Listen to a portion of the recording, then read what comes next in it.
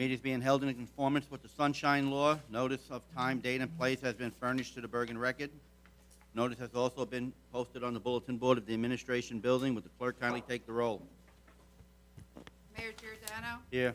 Ms. Saracola. Here. Mr. Ritchie. Here. Mr. Schatz. Here. Shalero. Here. Mrs. Sherman. Here. Mrs. Weber. Here. Everyone kindly rise for the Pledge of Allegiance.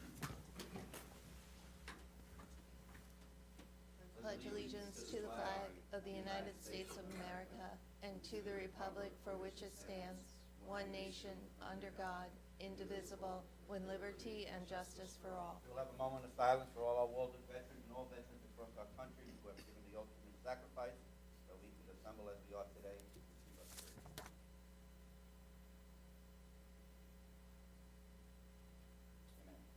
Clerk, do the prayer. Dear Lord, we start this meeting asking for your guidance and wisdom. May we find unity and fairness. The outcome should reflect our wishes to assist the borough in all their endeavors. Thank you in his name. Amen. Amen. Even though there's no one in the public here, I would like to ask anybody from the public who would like to comment on anything. If not, we want to go into new business. The new business that we will be here today for is the 2023 municipal budget. What we are going to do is we will start the meeting. We will have a 10:30 break, and we will try to have the meeting finished by 12:30. We're going to do it 4 hours, and I spoke with our finance administrator, Mr. Don, and he said that that's probably the best way we can do it. And if we have to go overtime a little bit, then we will do it. But at 10:30, we will break so that we could have a cup of coffee or do whatever we have to do. Don, would you like to start? Yeah, thanks, Mayor. You know, we've been talking about what we have to do today for quite some time. We know that there's some increased costs and a number of larger line items in our budget, costs going up substantially. You know, we're talking about 2-3%. Some of them are 10%, others 20 to 40%. So that's really the challenge here. And it's not like we're alone in this. Everyone you talk to in every municipality is faced with the same thing. Maybe they're different line items, but you know, they're still seeing those kinds of increases. I think towns around, you know, New Jersey at this time of year are making some tough decisions about how they're going to meet, and I'm sure Patrick will get into this in more detail, you know, how to meet the tax cap, how to meet the appropriation cap, how you make cuts to offset some of the increases so we stay within our cap. We're going to talk about utilizing our reserves to balance our budget. And, you know, kind of, even though we're focused on this year, we do have to keep an eye on the future. Some of the decisions we're going to have to make today will, you know, kind of lay the foundation for what we talk about a year from now. But it's going to be, where do we make cuts? And, you know, there's no doubt cuts need to be made. And you know, I think the staff has already done a great job with all the department heads and, you know, doing the best they can at their, you know, with the work they've done on presenting us with a workable budget that helps us get there. But so I think the way we go through this, I'm sure Patrick and Colleen have a plan. We'll go through this. We'll hear the presentation. We'll get a sense as to where we stand, then we'll have some decisions to make. So, Before I talk to Patrick starts, on what you said, every municipality is being affected by all the budgets this year. I mean, we have our mayor's meeting next week, and we're bringing in the county executive to talk to us about everything.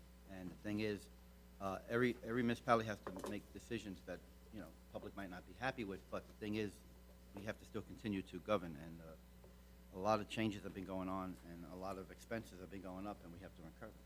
yeah, and you know, an indication, just to give you a sense as to kinds of things you may not hear that I hear when I'm out talking to other municipalities and other organizations like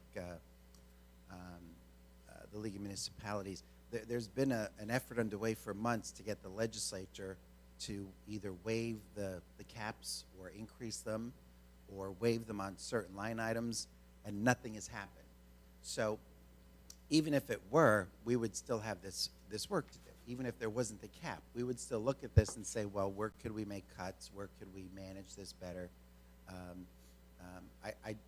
While it might be a nice tool, I think waiving the cap isn't the answer. The answer is, the question is, you have, I think at least 8 or so line items that we're going to go through that are the largest line items in our budget that are going up 10% and higher. So, and these aren't discretionary. It's like we get the assessment from the sewer authority. It's not like we can negotiate that. That's our bill. We have our pension contributions. You don't negotiate that with the state. You don't even know what it is until they send you your assessment. So, those are the kinds of things we're looking at, and that's why we thought this, was going to take a couple of meetings once we get into this and you see the kinds of things we're looking at and the increases we're talking about, kind of what we are required to do by law, but what we should be doing on behalf of all of us homeowners in the town is, how do we continue to do this so that it's also sustainable in the future years? We don't know what's going to happen next year. We're going to probably say that a lot today. The only thing we know is our garbage contract won't go up 40% again next year. All the other line items, we don't know. Healthcare could go up just as much next year, pension, sewer authority assessment, they could all go up as much next year as this year. We just don't know. But we're going to deal with this today and at least figure out how to position ourselves. So, anything else, Mayor? That's it. I want to thank every one of you, Patrick, Kelly, Colleen, Matt, all your department heads for helping out with this and coming up with everything that's being done. He's put a lot of time in. I've always seen Patrick and Colleen and Kelly and them in the office talking. So you guys did a great job as always. And if we don't tell you that all the time, you really should know that we always appreciate everything that you guys have been doing for this borough. So Patrick, since you hosted this, continue. Thank you, Mayor. And just a reminder to second what Kelly said, while there's no public here today, this is being recorded and broadcast live over YouTube. So please speak into your mic and make sure that your comments are such that the public can hear them. So we'll start at the end. If you would all open up your books and flip to the last page, which is kind of an overview, but more specifically about the difficulties we're facing this year. And we'll talk about our caps and specifically our the lines of greatest increase. So on the last page in your book at the top, I should say expenses in cap. And this is what Councilman Schlera was talking about.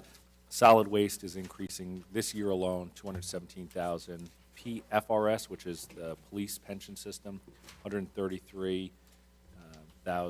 The public employees pension system is going up $38,000. Healthcare, $152,000. Insurance, $49,000. Fuel, obviously this is an estimate, but we expect it to increase by $25,000, and salaries by $152,000.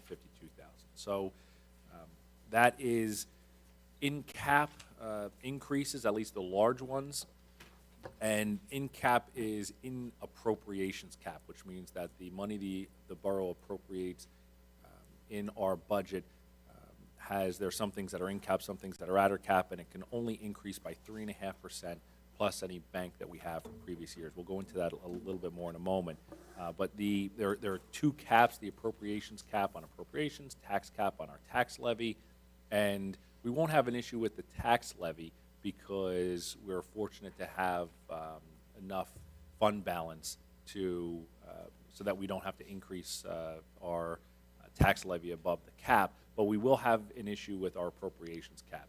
As it stands today, the budget that we presented to you is not balanced. Right? We have more appropriations than we are allowed to under the appropriations cap. So as we go through the budget, the request is that we find areas to cut spending in order to bring our budget underneath the appropriations cap. This isn't typical that we present an unbalanced budget, but there are difficult decisions to be made, and we want to make sure that the the full mayor and council will have an opportunity to consider this. So everything kind of as it's presented here is in cap. These are all in the appropriations cap. Below that are increases outside of the appropriations cap. So the sewer authority increasing by 162,000. Debt service is 58,000. And then we have our reassessment, which was approved last year, and it was an emergency appropriation, and emergency appropriations are to be raised starting in the following year budgets. So that $275,000 we will, is out of cap, but it will have to be raised in this year's budget.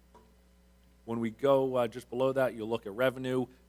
Our revenues, they go up and down a little bit. I only included the two items that were going up considerably, and one item that's a new source of revenue that will be recurring. So Verizon delinquent rent, we became aware this year that Verizon owes us, at the end of 2022, we had estimated they owe us $252,000. They generally agree. And so, and this is for rent on a cell tower, and it goes back years of them not paying a sufficient amount in rent. So they agree in general with this total. We haven't received a check from them yet, which is why it's not included in the budget. This would be, we would receive it as miscellaneous revenue not anticipated. It would help increase our fund balance, which is a good thing. If we get the check before the budget is actually introduced, we'll include it in the budget as revenue. The state requires that you only budget revenues either at the level you received prior year, or if you have a very specific indication of what you're going to receive, either you have a contract in hand, you have a check in hand. Those are the only times you can add new items of revenue into your budget. So we expect to get that $252,000 plus this year. The next one is Municipal Relief Fund. This is a new source of revenue aid from the state. It is calculated the same way that energy tax receipts are, but the difference being at this point, we don't know if this will become a reoccurring revenue for the borough. This was a state law passed last year that approved municipal relief. It is funded through some of the federal support money that the state received.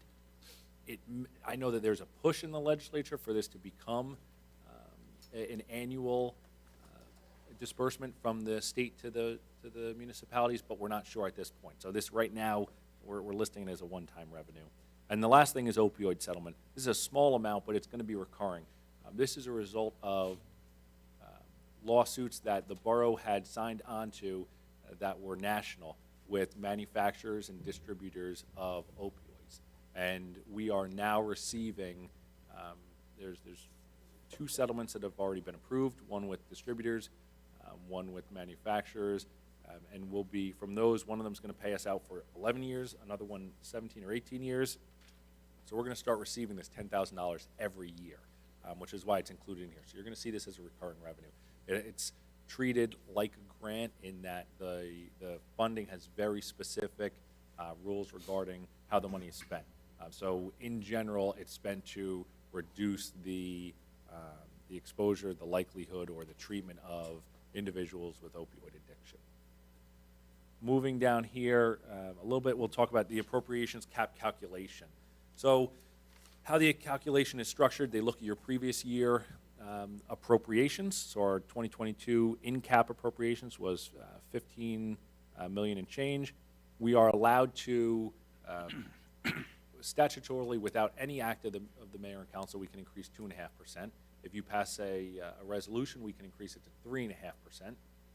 So this is expecting that the mayor and council pass a resolution to increase appropriations by 3.5%. That gives us $350,000 in addition.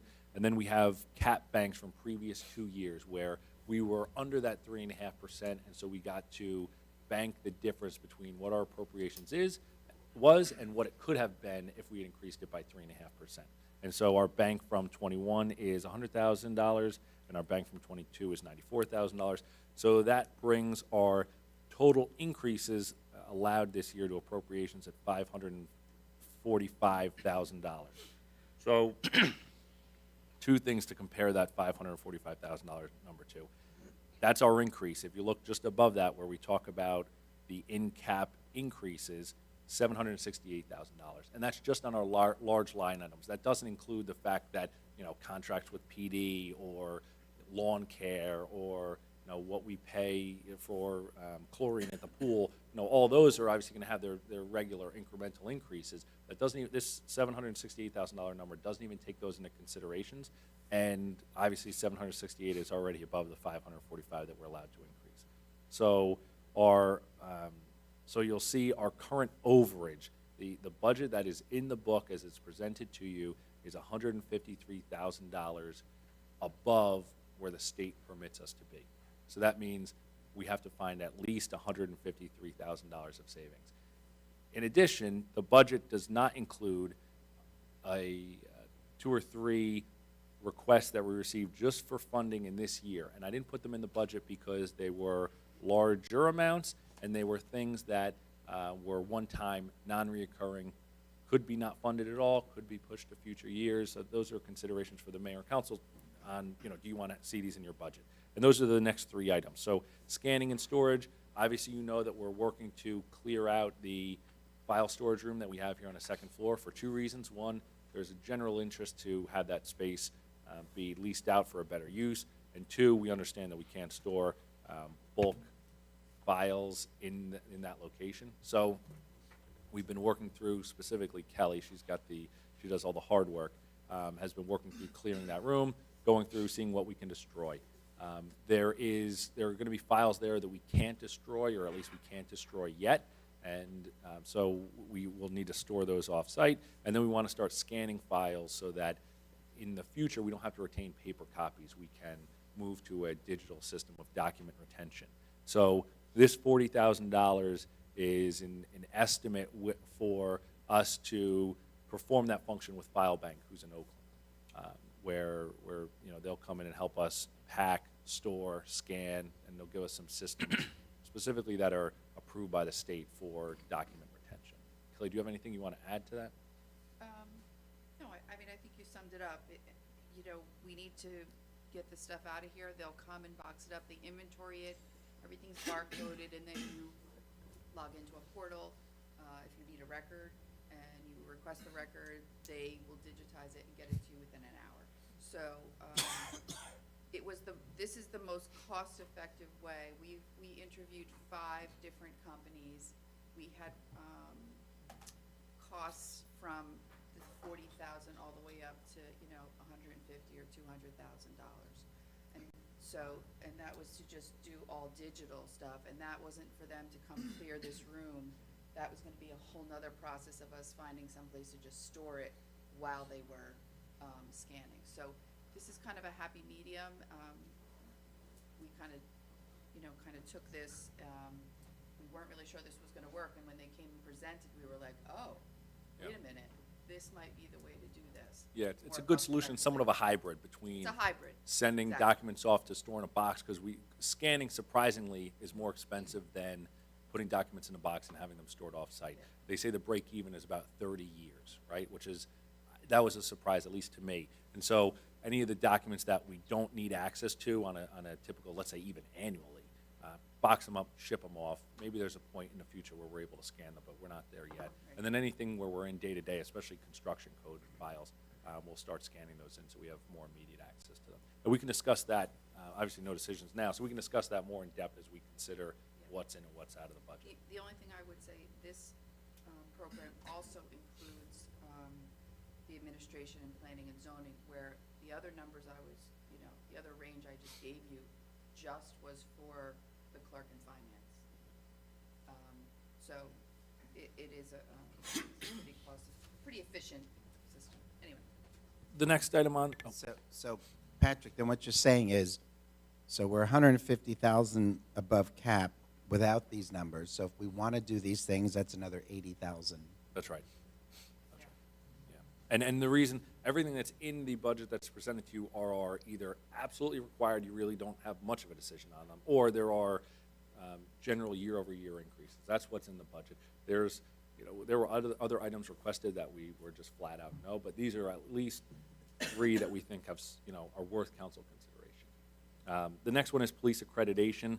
So this is this would fund a police accreditation agency coming into our police department, going over all of our policy procedures, meeting with our police officers, especially our chief and lieutenants, and setting up systems and training for all those policy and procedures, not just what we have existing today, but as new ones come out. And part of this, the reason we're getting this request is because those policy and procedures are coming out at an increasing rate every year. You know, the Attorney General and the county prosecutor are just giving these out like candy, and it leaves our police department to be continually updating their policy and procedures, and it leaves them, I don't want to say at a disadvantage, but certainly with more work to do to keep up. And so this funding will help them keep up. And the cost here is, it's $52,900 in the first year, and then $22,900 each year thereafter to kind of to maintain it, because it's not just the initial accreditation, but it's that training that goes on every year and making sure that they give you all their new policy and procedures as they're updated. The $52,000 in the first year would be offset by a grant we receive by the JIF for $25,000.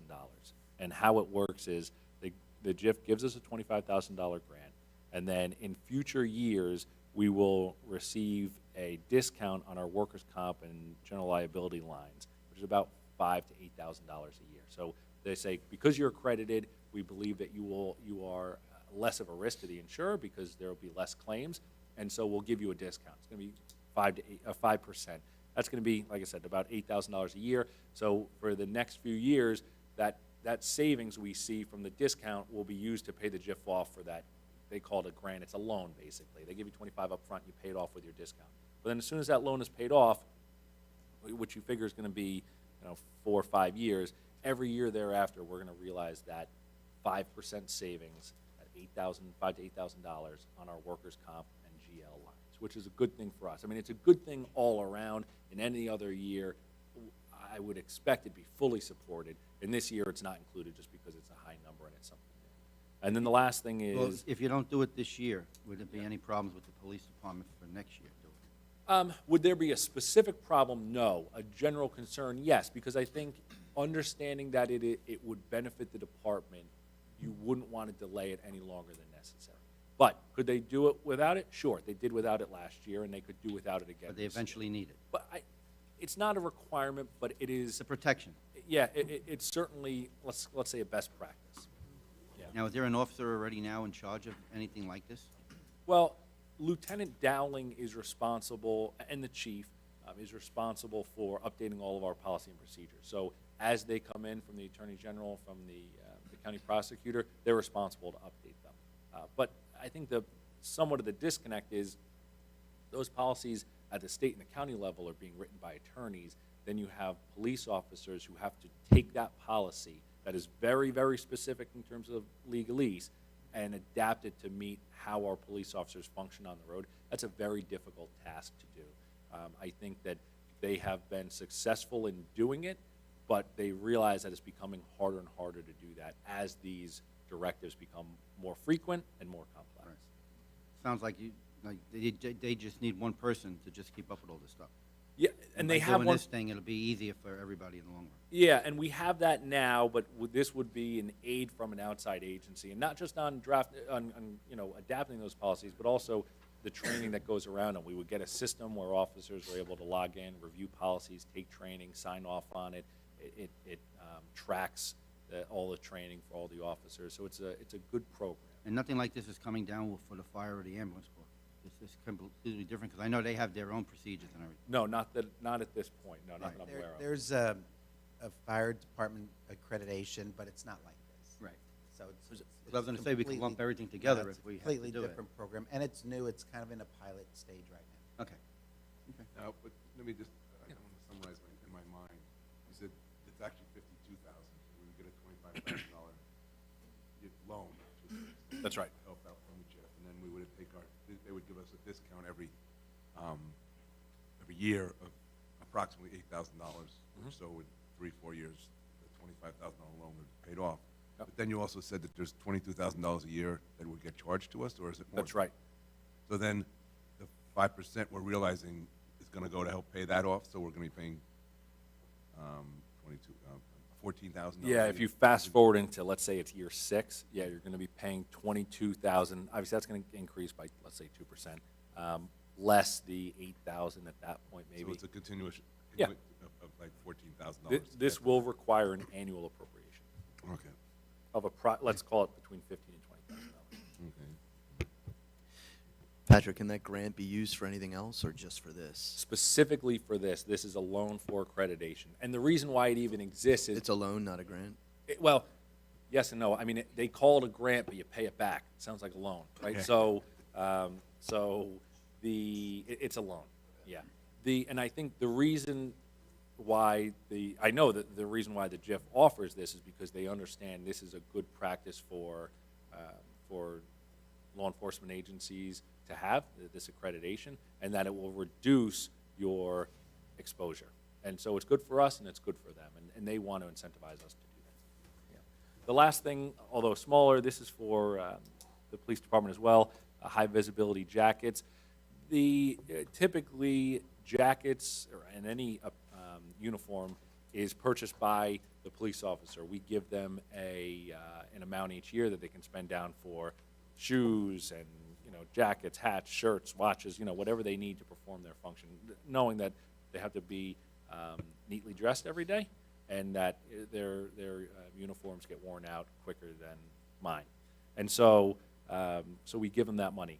The jackets, they're now facing a small issue where they don't have jackets that appropriately fit over all this gear we're now asking them to wear. So you see it's become more and more common for police agencies to wear the zipper-up vests with all the pouches and pockets on the front.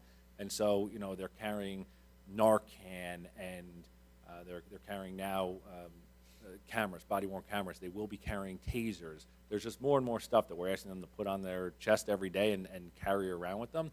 Their jackets don't fit over all of it. So they're saying, well, yeah, or we paid for our old jackets, and our old jackets fit just fine, but you guys keep adding more and more stuff for us to wear, and they don't fit. So they're asking for for the borough to fund a portion of that.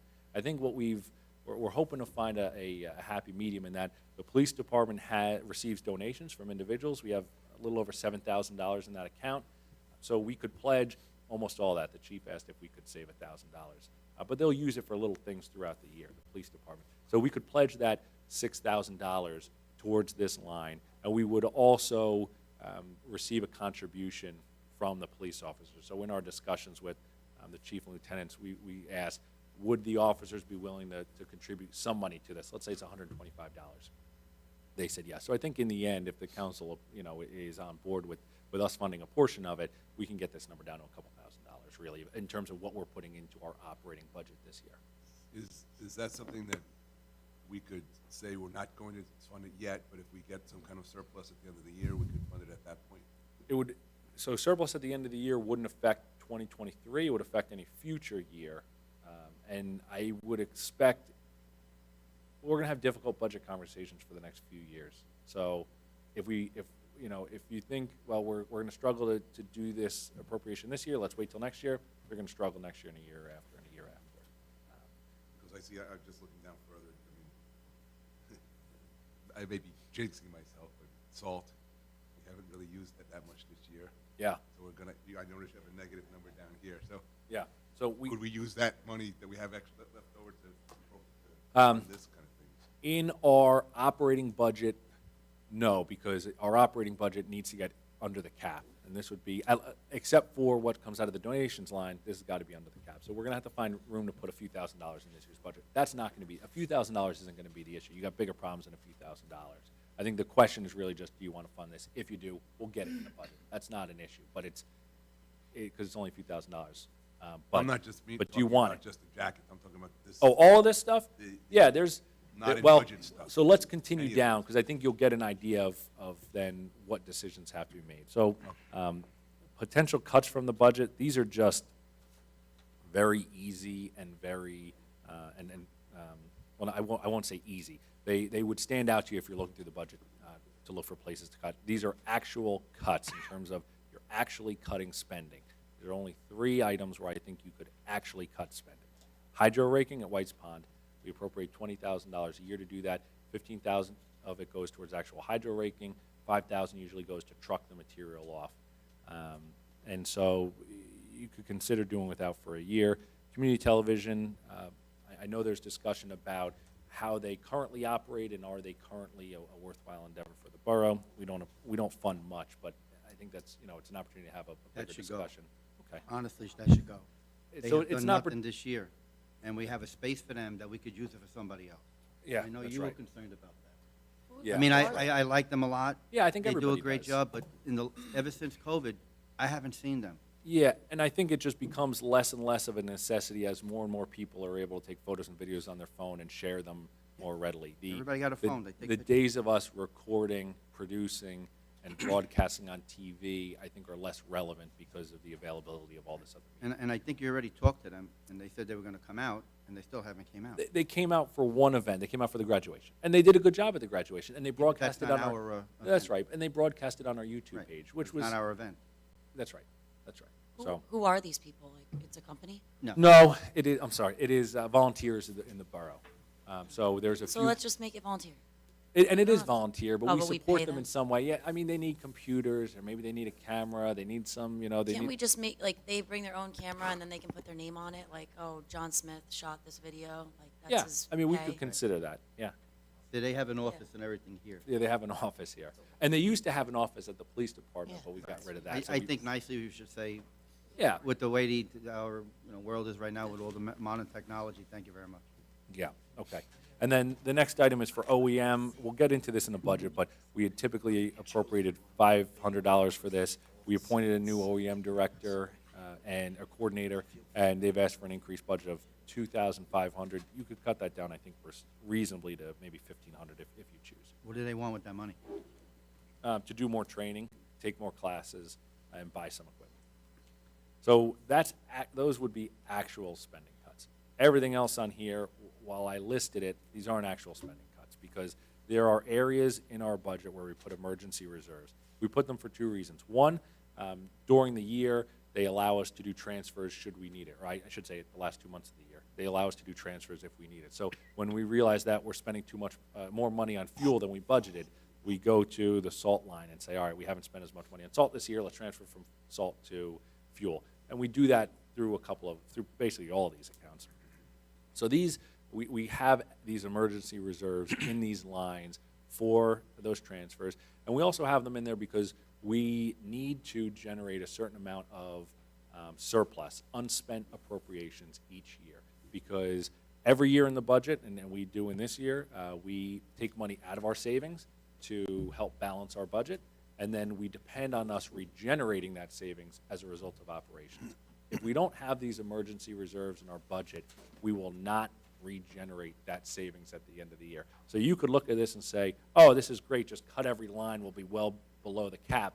Then the conversation we're gonna have next year is that, oh, and by the way, we generated, $500,000 less in savings than we did the previous year. That will absolutely happen.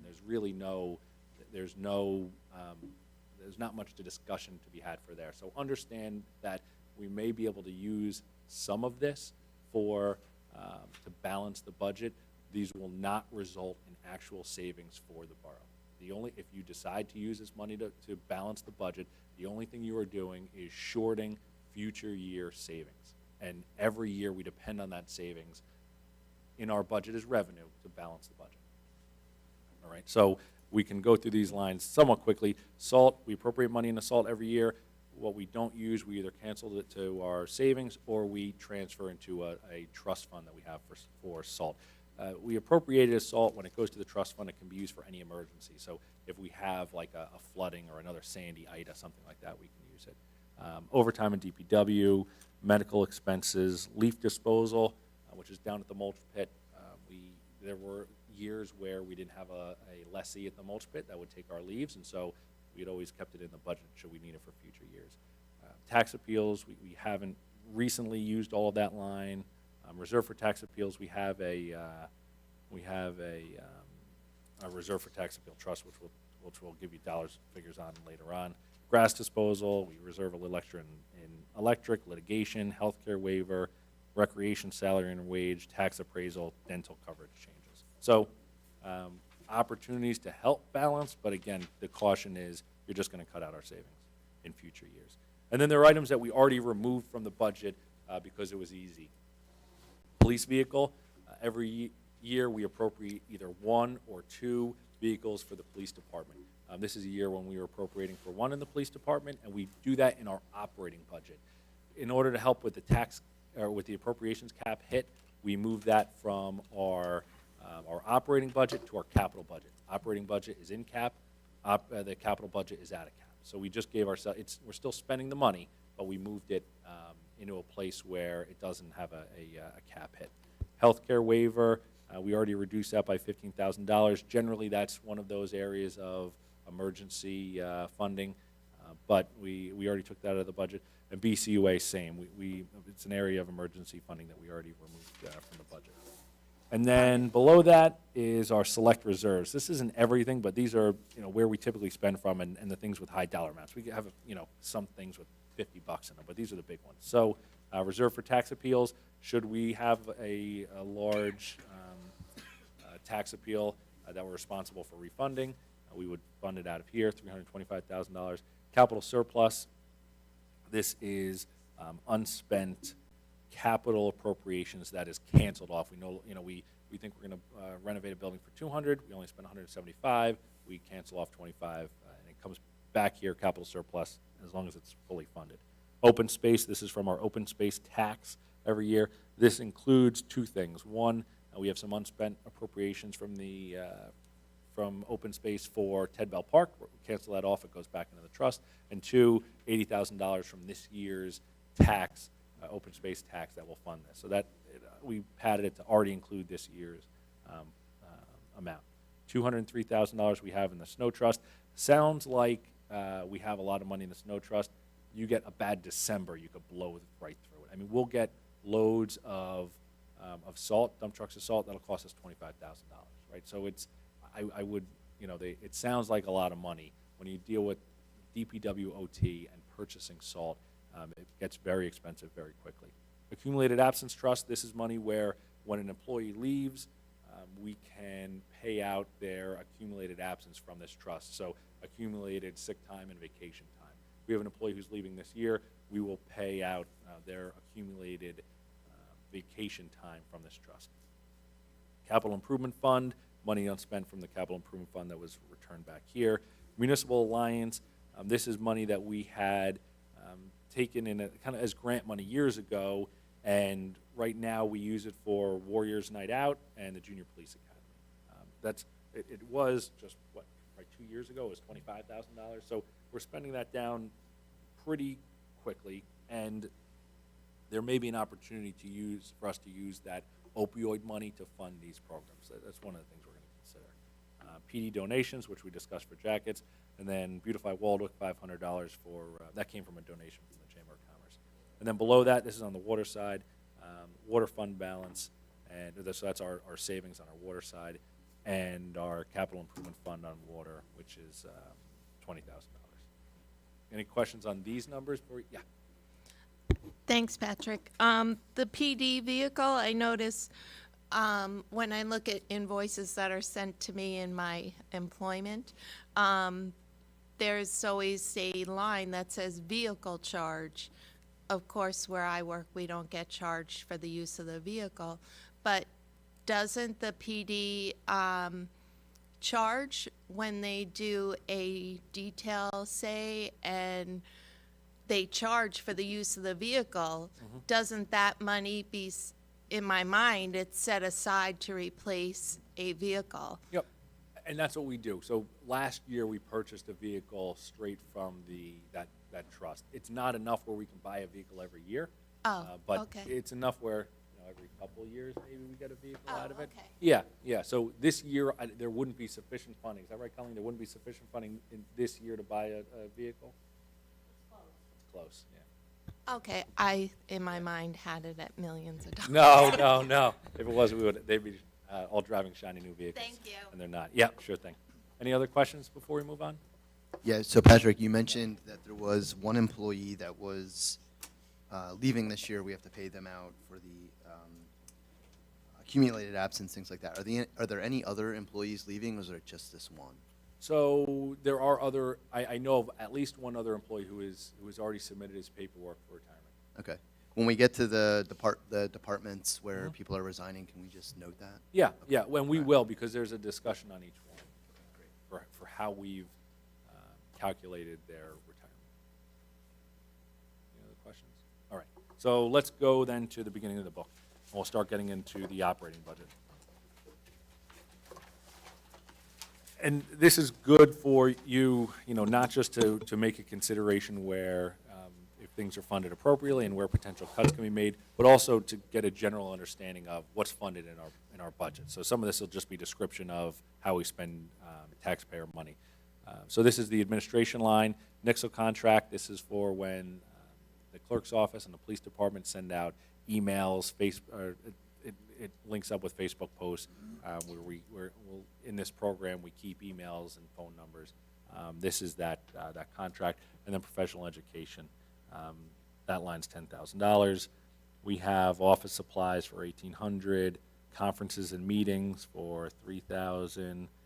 I receive a cell phone allowance monthly. I also receive, and Matt receives, and our custodian receives travel for the fact that we use our personal vehicles to drive. You have a question? Yeah, custodian, where's he go? He goes to all borough buildings, so he uses his personal vehicle to drive between Borough Hall, DPW, the pistol range, the police department, and the senior center. So every day, he's doing a circuit for all of those. We do not reimburse him for gas. So this money is to offset both fuel and the use of his vehicle and paying for insurance. He doesn't pick up any items he needs, like products that we have here. Not typically. He may go to Home Hardware, but anything he did would be local, right? So he's not running down to Central Jersey or Paramus even to pick up supplies. No. So this is just, but it's every day. Every day he's Yeah, driving. well, he's here every day. Yeah. And then calendar cost. This line's increasing. So we typically send out a calendar with 12 months in it. Everybody should know how popular the calendar is, how great a job the clerk's office does at putting it together, and how valuable it is. If we could balance the budget with calendar sales, we would, because everybody loves them. The problem is they're January to December, and so like mid-December, people start knocking down the door for when are we going to get our new calendar. And so the idea is to have the calendar go from January through January. You add 1 month, it adds 4 pages basically which is good and bad. One, it comes at an added cost, so it's for those 4 pages, it is a $4,000 increase. But we'll also have opportunity to add more information in there. We understand how valuable it is. So Plus, there'll be more vendors on it. Yeah, there'll more be more vendors, so we can advertising. get, and We you have can people on see, the waiting list, you can so. see from this, if you look at the expense line here, the utilized, it's $17,150. We actually only spent about $8,000 from that line. The rest was offset with money from vendors. So we spend out of that line, but some of it's reimbursed. So the administration line is proposed to go from 25.7 to 29.8. Questions on appropriations? Can you Or, I'm anticipate- administration? Can you anticipate that revenue from the advertisements, or no? Yes and Yeah. no. I would say if it was larger and if it was more guaranteed, we would. Yeah, but it's a small number. So because it's directly related to the expense, we can take that revenue in as an offset to the expense. Yeah. I mean, if we were looking, if we were making $15,000 a year in revenue from it, I'm sure we would. But it's not. All right. All right, so then mayor and council, you get business cards and office supplies. Mayor's expenses go towards things like plaques and prizes, all the things we do throughout the year, employee appreciation. Then we have conferences and dues. Some of this is for council members to attend the league meeting. And that line is going to go up. We spent a little more last year than typical, I think, mostly because of the league meeting. So we want to make sure it's an important thing. It's something that council members get a lot of value from, so we want to make sure we have appropriations in the line. So it's and then the last line is for our committees, $2,500. That goes towards the Environmental Committee, and WAFA. So for things like memberships, meetings, giveaways, they can submit requisitions to us, and we spend it out of that line. Any questions on mayor council? All right. Municipal clerk, so this is Kelly's line.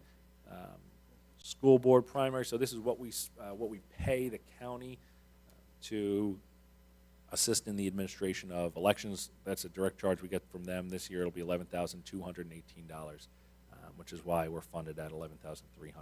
Legal notices, this is going up. These are the ads that we put in the paper for ordinance changes, professional service contracts, pay-to-play contracts, things like that. We do, I think in the last couple of years, we've seen that, one, we've done more of them, and two, that they're more expensive. So it's really interesting. We're still required to advertise in newspapers. Any talk about allowing us to substitute that with something different today? There is. So officially, no. I mean, unofficially, I like my job, and even in my off time, I will support it. So I was texting last night with somebody who has some influence on a legislative level about, the fact that this is ridiculous, and we shouldn't be required to advertise in papers that nobody reads. Even if there's an advertisement for us to put it, or a requirement for us to put it on our website and advertise in electronic media. Yeah. But it's ridiculous. There is some maybe discussion, potentially. We'll Well, keep pushing for it. And some of the newspapers, some not here, but in some places, newspapers that they used to advertise in don't exist anymore.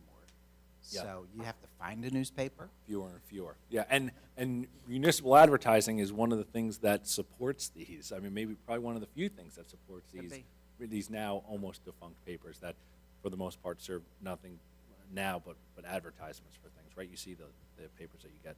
Yep. So, Okay. but that's legal notices. I would just add for legal notices, we are currently putting them on our website as well. Oh, yeah. And since I've been here, we started to do that. The hope is just that It's the hope. that's the only requirement. It would be nice.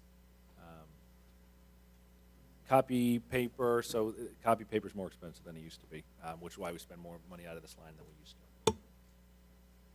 Significantly higher. Significantly more. Conferences and meetings, car allowance, the clerk also drives for her job, and she receives a car allowance. And then lease of copier. We actually entered into a new lease this year. We got changed out. And I have to think talk we can about take that. we can take a We have vote to now. talk Does about anybody think that the mayor should be able to print in color? No. Go get them crayons. We'll get you some crayons. That's what Yeah. you just said, Magic Marker. Questions on clerk? No? All right. Financial administration, so this is for, you can see, read it right there, payroll, our banking, and our flex spending. We reduced our payroll charges. We're fortunate in that we get credit from the bank every month for deposits that are held there quarterly. Thank you, for deposits that are held there, and it helps offset this line. So we were able to reduce it to $6,000. Columbia Bank, so these are our bank charges, and then flex spending, that's our wage works account for our flex spending. We have to pay for that service. So that is finance. They've got a couple more, so you can hold your questions for Colleen. So this is for audit. This is a direct bill. This isn't, we get the 2% increases each year. So this year, there'll be no change in the total appropriation. But that's for our auditor to come in and do our annual audit, not just for us, but for the water department as well, and the budget, yeah. Can you explain the flex spending? Like, who is that for? Is that for borough employees? Like, what? Yeah. Employees, we actually have to offer a flex spending account for them, and there's a company that we utilize that administers the program, and it's $100 a month. So then how come we have to adopt 1,200 if it's only 100? $100 a month. Oh, duh. Okay, thank you. Well, it does say utilize the 100, Yeah, so that's it's probably going to say 12. Oh, Actually, at the time this was done, it was only 100. I've made the transfers. Yeah, I'm sure. you can cross out 100 and put in 1,200. I'll do that now.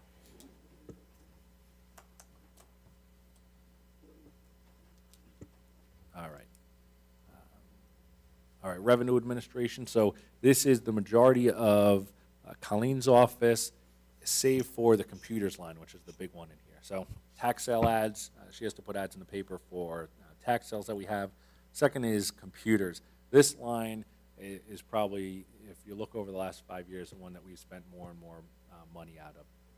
This has gone up, one, just the cost of technology has increased rapidly, but two, we've done a lot more for cybersecurity in the past 2 to 3 years than we had before. So some of these are recurring costs that are, generally not changing, but when you get into know before, so that's the training that you all receive and that all of our employees receive about, not opening emails that you don't recognize, not sending money through places you don't recognize, don't click the links, that training, that costs us $1,700. Our email backup and event logging, so we pay for an email service through Microsoft Office 365.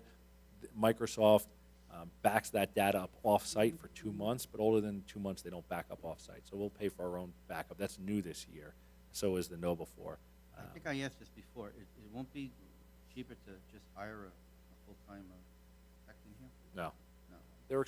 They're expensive. I mean, the trouble is, could we hire someone with enough IT expertise that they could do, for a reasonable price, that could do, let's say, computer setups or email help and all that? Yeah, sure. And that would save us money if we were able to fill that person's time full-time. The problem becomes when we use LinkHigh now, they have a great range of expertise in terms of people who are just good at computer setup and maybe like small network issues to cybersecurity individuals who are looking at our cybersecurity and our patch and backup logs daily and dealing with a lot of the harder things that we deal with. We deal with a lot of, that we have some more advanced networking problems and more advanced cybersecurity problems that the person we can afford won't be able to do. So no, we couldn't hire one person at the cost we want to do everything we need. Did we ever consider partnering with the schools? They have 2 employees who do that.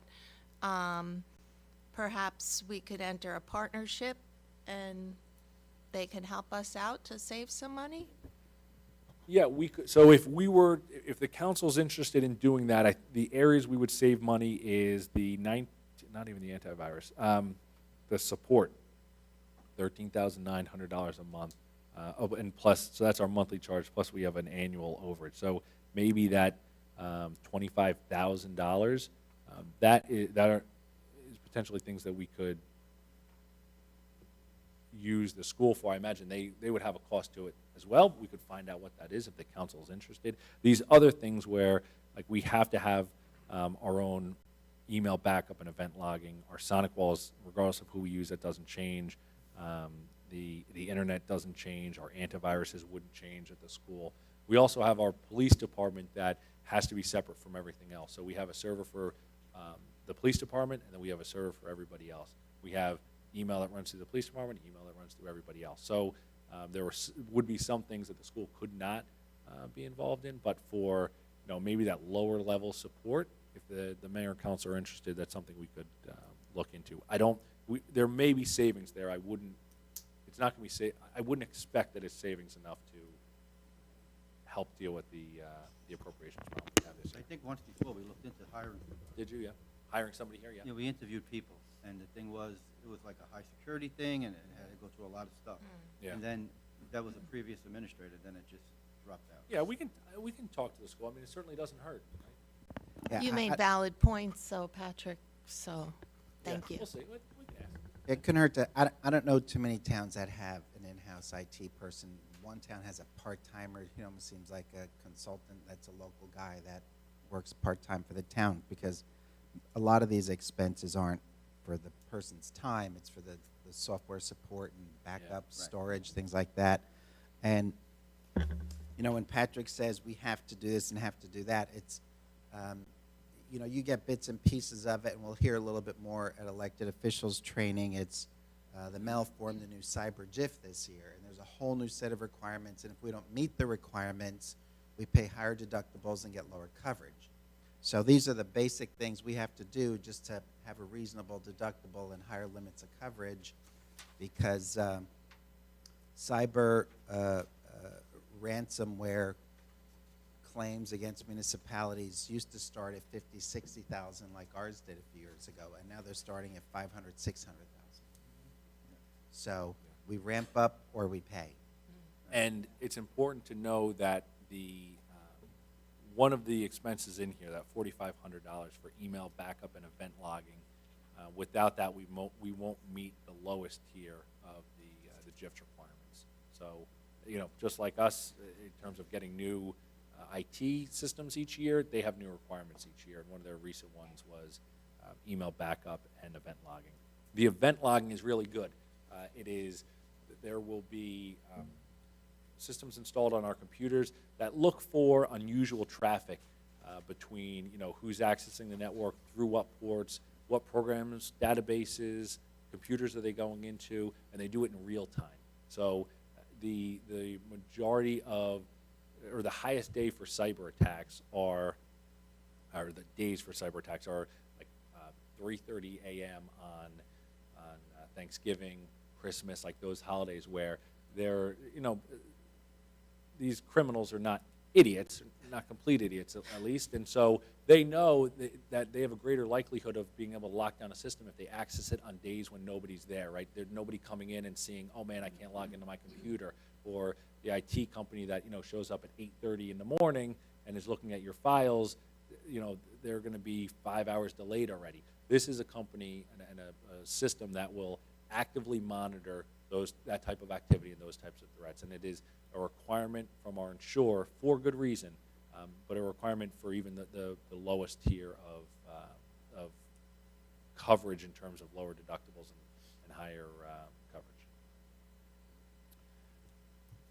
So, all right, so we're going down secondary disclosures and consulting. So disclosures are typical in every budget. The new item here is for a consultant. We have a consultant that comes in quarterly and meets with Colleen to go over some of the more intricate details of our budget and our accounting system, and areas where, in previous years we weren't as proficient in, and it was identified by Colleen and by our auditor that we could use a little bit of help, and this is someone who we used last year.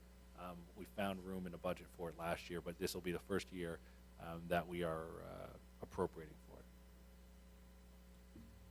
Other contractual items, so Edmunds, which is our financial software, Pitney Bowes, and our folding machine lease, which seems like a lot until you have to fold things by hand. And obviously now quarterly, we're sending out those PFAS notices, but we also send out, it doesn't just fold, it also stuffs. And so for a lot of our bills and things, it's useful to have. Postage, PO rental boxes, dues for the CFO, and car allowance. So that line now is increasing from last year, a request of 104 to a request this year of 127. And the big thing is that $20,000 there for IT. Questions on revenue? All right. Filing of tax title liens. This is just what, if you have it, if you have to file, there's a fee for it, but you typically don't file. All right, $100. Maybe we use it. Tax Assessment Administration. So this is for Angela Matisse, our tax assessor. Appraisals for tax maps updates. This is a line where we don't always use it, and you don't always know if you need to use it, but if you do, it's going to be expensive. Last year we didn't need it, so we didn't have any appraisals that she needed to defend tax appeals, and we had no tax map updates. We do know this year we will have, and we've already funded some of an appraisal. So we have an open tax appeal with the assisted living facility in Waldwick. It's a big one, and assisted living facilities require specialized assessors. And so we pay them not just for the assessment, but also their testimony should it be required before the appeals board. So we'll use up a good chunk of that this year. She's got office supplies, conferences and meetings, and then each year we make a contribution to the reserve for tax appeal. So this will be a $15,000 contribution into that reserve. Questions on assessor? All right. Legal services, so borough attorney, redevelopment planner and attorney. We overspent this line in 2022. We had, for the redevelopment or the area in need of redevelopment study that we are conducting down by the train station. That was not appropriated for in the 2022 budget, but something that was approved by the mayor and council during the course of the year. The planner for that was $20,000. The redevelopment attorney for that was $10,000. We won't have, at least not those expenses again this year. We still, with the attorney, we still have money encumbered and unspent for that project. For the planner, they will conclude probably within the next week or two their study. There may be other fees associated with it in terms of if we decide to move forward with the study, but not to that $30,000 level that we had spent out last year. HR litigation, we use a separate a special law firm for HR issues. So not Craig Basang, our municipal attorney. We use Ruderman and Roth for HR issues. So this funds them. And the deductible for employee liability insurance. So that is, this line change, what we actually spend changes from year to year. Hopefully we don't spend any of it because it means that we didn't have any HR issues that required legal counsel. But there are years where we spent out all of this. Tax appeals, so that is, Craig Basang is also our tax appeal attorney. And those, his bills for that work get separated out from his bills for the mayor and council, and then bond counsel, which this is separate from when we kind of issue bonds, but if we need advice of bond counsel at a point where we're not paying him for the other time we typically pay him is for the issuance of bonds, we'll charge it to this line. Any questions on legal services? All right, engineering services, this is our, the money we spend with Boswell. So a lot of the engineering services are project specific. So you award a contract, let's say for PFAS treatment, and we award a contract to Boswell for the engineering services. This is everything else. So this is, we have an issue with Borough Hall that requires an engineer, and actually they did the report for how much weight could be carried in the storage room. Right? They had a structural engineer come over. Those are little things that'll get charged to this line. We have an issue where we need to design an ADA sidewalk maybe that's not included with a capital program. So do little things like that. Advice, maybe a map drawn up for a grant application. So that's for this amount. Planning board and zoning board. So this is really their legal advertising, the cost for their board attorneys and their board engineers, small numbers for office supplies, and their professional associations. So that's $6,300 for planning board and $6,100 for zoning board. We cut down zoning board a little bit. Construction code fees, the office supplies, we rely on the construction official by calling him on his cell phone quite often because he's in the field frequently, so we give him a stipend for that. And similar to some other employees, he's out driving all day doing inspections, so we give him a stipend for that. Any questions on construction? All right, insurance, here's a big one where we'll get hit. So this is our JIF insurance. We talked already about the increase of this line. In 2022, our actual bill was $320,000, and we got a $9,500 decrease. So $310,000 in just the current fund. This year, it's going up to $352,000. So we budget almost to the dollar there. This year, not only do we have the increase to pay for, but we're also not getting a dividend this year. And it's not specific to Waldwick. No municipalities are receiving a dividend. Dividends are only given out when the JIF is overperforming, and this is not a year where they're overperforming. We have deductions from them for entities where we provide coverage and pay for it. So obviously the water utility, but also the library, ambulance, and the regional health commission.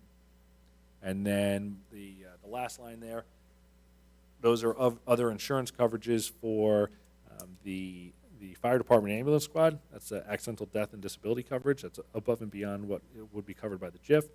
And we have an insurance policy for volunteers. So let's say we're doing a community cleanup and volunteers walking through the woods picking up trash, rolls their ankle. They'll first submit through their own insurance as primary, but they have an opportunity to submit through our insurance after that. Questions on insurance? All right. self-insurance contribution. So when we have, a good example is like, we just had a tree fall at DPW, and it came through a fence and it crushed a tar pot. A tar pot's what you use when you're patching roads. It's a trailer. So we have to get fence work done. We have to buy a new tar pot. We will spend money out of this line for those replacements after we get JIF approval, and then we need money in this line for two things. One, sometimes we don't get that check right away, so we've spent the money because we needed to replace equipment before we receive the reimbursement from the JIF. So it helps us balance that. Two, there's always a JIF deductible, so the JIF will reimburse us the cost of the claim less our deductible, so this line covers that deductible. And so we had paid out at the beginning of last year a few high dollar claims, and so we really spent this line down. The beginning balance for this year was only $26,000, so we don't have a lot of money for deductibles or for that kind of float we need to pay expenses. So we've increased this not much. I think in any other year we would increase this a lot more, but we've increased it a little bit. Employee group health, another area of great increase. So the last year was, let's see, our spend, $685,000 spent, and $181,000 was reimbursed from employee contributions. So that brings down to $500,000. This year we expect our true cost to be around $700,000. Yeah, and we do include money in here for coverage changes. So that $50,000, that would be, let's say, for an employee who's hired and he or she is single at the time, or they don't take coverage, and then during the course of their employment they decide, well, now I'm a family, or now I want coverage. This would be to fund those increases. Our current appropriation is based off of our January bill, but we know that there are going to be some of those changes throughout the year, especially considering we have young employees in some of our departments. So we know that'll happen. Can you just reiterate what drove those costs up? 200,000. On the insurance side, no, No. I'm not kidding The you. state health I mean, benefits. state health benefits plan. So so 22%. there's no. They send us a bill. Why it increased that much? The state will tell you two things. They'll tell you healthcare cost increases dramatically, and that the expenses associated with COVID had increased, had caused it to increase even more dramatically for two reasons. One, direct costs because people were getting vaccines or treatment, or they were or hospitalized, let's say, and then indirect costs because people deferred routine medical procedures or medical checkups, and it has caused to an increased cost in future years. You know, you didn't go for your checkups, and now you've got a blood pressure problem, or you got a, you need surgery. So the state will tell you that that's the reason for a 22% increase. I'm sure that that's true to a point. I like to believe in government, and I don't want to be skeptical, but I can tell you that for a long time, the state health benefit plan increases annually were drastically less than the industry. And you ask, how could that be? And the question to pose would be, do you think that the insurance company that the state has contracted with is so excellent in what they do that they're 4 to 5 percentage points below the industry average? I'll tell you, that's a hard thing to do. I think it's more likely that the state had artificially suppressed costs in an effort to get people to join state health benefits, and then you can only do that for so long. There's going to be a greater problem because of this. So not only do we have this large increase this year because the state had, I believe, for a while or not increased us appropriately, but now because of this increase, anybody who can leave the plan for a better plan is going to do so. And the people that can leave the plan are people with low experience, which means they have a generally healthier workforce than the average. So another plan, and it's something we're looking to do now, we're shopping around insurances, right? So when we shop around insurance, we get our plan costs from the state, and we take them to an insurer, and they look at them and they say, you know, if we're relatively responsible, we have a generally healthy workforce, they'll say, yeah, we'll take you on, come on over. if we do not have a healthy workforce, they don't want to be interested in covering us because they don't want to take on that risk of potential volatility. You know, we got a bunch of employees who are constantly hospitalized, constantly requiring surgery. So what's going to happen at the state level is all these plans, all these municipalities that are seeing these increases, they're going to do what we do. They're going to look for other places, and the majority of people who get to go to other places are the less expensive plans. In-state health benefits, that leaves all the expensive plans. So that means those expensive plans are going to go up more than the average, right? And so this is going to be a multi-year problem that we see with state health benefits. And it's one of the reasons why we are shopping around aggressively our insurance. We have some problems in that we've been waiting to hear back from the state for benefit information or coverage information for weeks and weeks and months. And also, just so you know, we've done this before. This is about the third time we'll be doing this since I've been on council. And in the prior attempts, we were not accepted into the other plans because of our claim losses. But from what I've heard so far, our claim losses look pretty competitive this year. We have a better shot at getting into another fund and saving some money. And what we are, we could consider anything. We could consider going to a private insurer plan. We could consider going to, self-funded, where we take on all the risk and we hope we have enough money to cover it. What is probably the most beneficial to us and what we're exploring first is to go to a health insurance fund. So health insurance funds operate like our JIF. It is a group of municipalities that band together to spread the risk around. Some people are going to have good claims years. Some people are going to have bad. You spread the risk around. And you're a little closer to the covered individual, and so you can do things like spend more money on wellness campaigns and on preventative maintenance and things and try to drive down costs that way. They look pretty, there's a lot of advantages to them. In addition, like the JIF, when they run well, you could get a dividend from it. And so instead of, being with Blue Cross Blue Shield, where savings goes to the company, we can, if we see savings, we would expect at some point to see a dividend back from the HIF. So how competitive are they? More competitive? More, I mean, like it's $10,000 more? Just to get an idea, just to hold on to a I don't grain know. of We hope have here. not. Another difference is one of the things the state does is they charge everybody the same amount of money. And that's how the good towns offset the expense to the bad towns. The HIF doesn't do that. You get an actuarial report, and they actually assign you a rate schedule based on your loss history. Sounds like a really good idea. I mean, It is there hope that we get into something like that this year, or is this next year?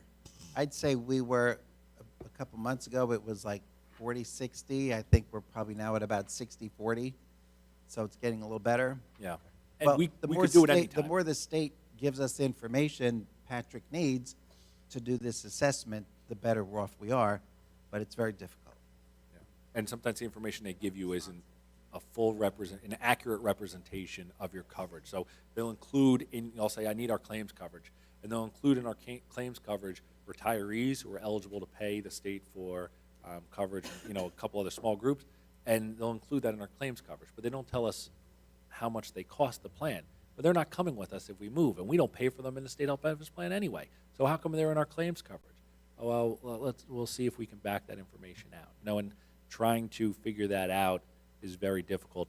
Waldwick is where for the municipalities that have this problem, we've kind of been the guinea pig in a good way. I mean, it leaves us at the front, but for trying to get this information from the state and for trying to have the state explain to us accurately what's included in our claims data. So there's a couple other towns kind of following our lead. We can leave at any time. It's going to take, let's say today we were accepted by the HIF. You're talking about setting up the plan and open enrollments, 4 to 6 months you figure on, like, responsibly getting out. Yeah, I think what they would say is 90 days. Yeah. So it sounds like 702,000 is what we're stuck with. Yeah. Okay. For now. Yeah. And I have already talked to the bargaining units about this. The good thing that come from Chapter 78, which was a a law implemented under the Christie administration where employees have to pay in a certain percentage of their health care coverage. A good benefit of that was that employees are now partners in the plan to a less percentage than the borough. I mean, even at the greatest extent, it's 60-30 or, 55-35. Or I'm sorry, 70-30.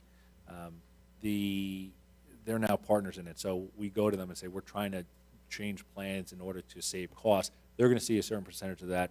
Thus far, they're on board with it. All right.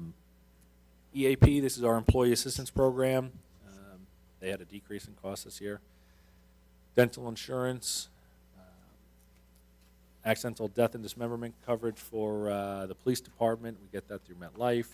We do drug screenings for any safety-sensitive positions, and we do respiratory tests of firefighters. So that line, or that department total is going from $600,000 to $748,000. By the way, I just want to go back to one more point on health insurance. If anybody thinks or was thinking, well, why didn't we do this sooner? I would say we got the number on the state health benefits later than we ever have before. And they kept postponing the announcement. I think it usually comes out in September, October.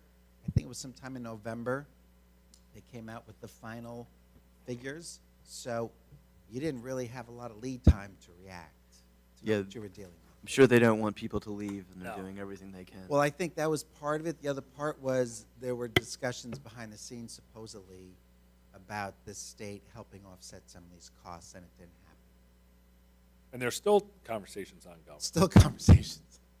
And It's February. the League of Municipalities is lobbying on municipalities' behalf for some relief.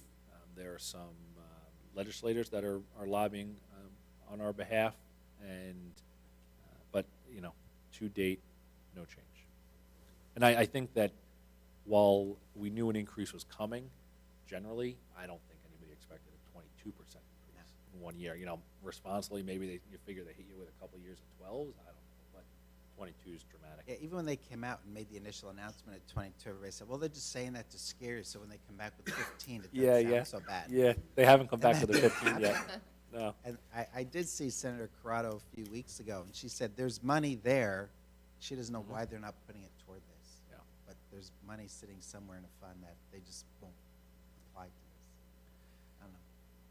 The next is health benefit waiver. So for employees that choose not to take municipal insurance, and so long as their coverage isn't alternatively through the state health benefits plan, they're entitled to a health benefit waiver. Saves the borough money for them not to take the plan, so we want to incentivize them to not do that. They're capped out at how much they can be paid out, and it's much less than what would be the borough's share of the plan cost.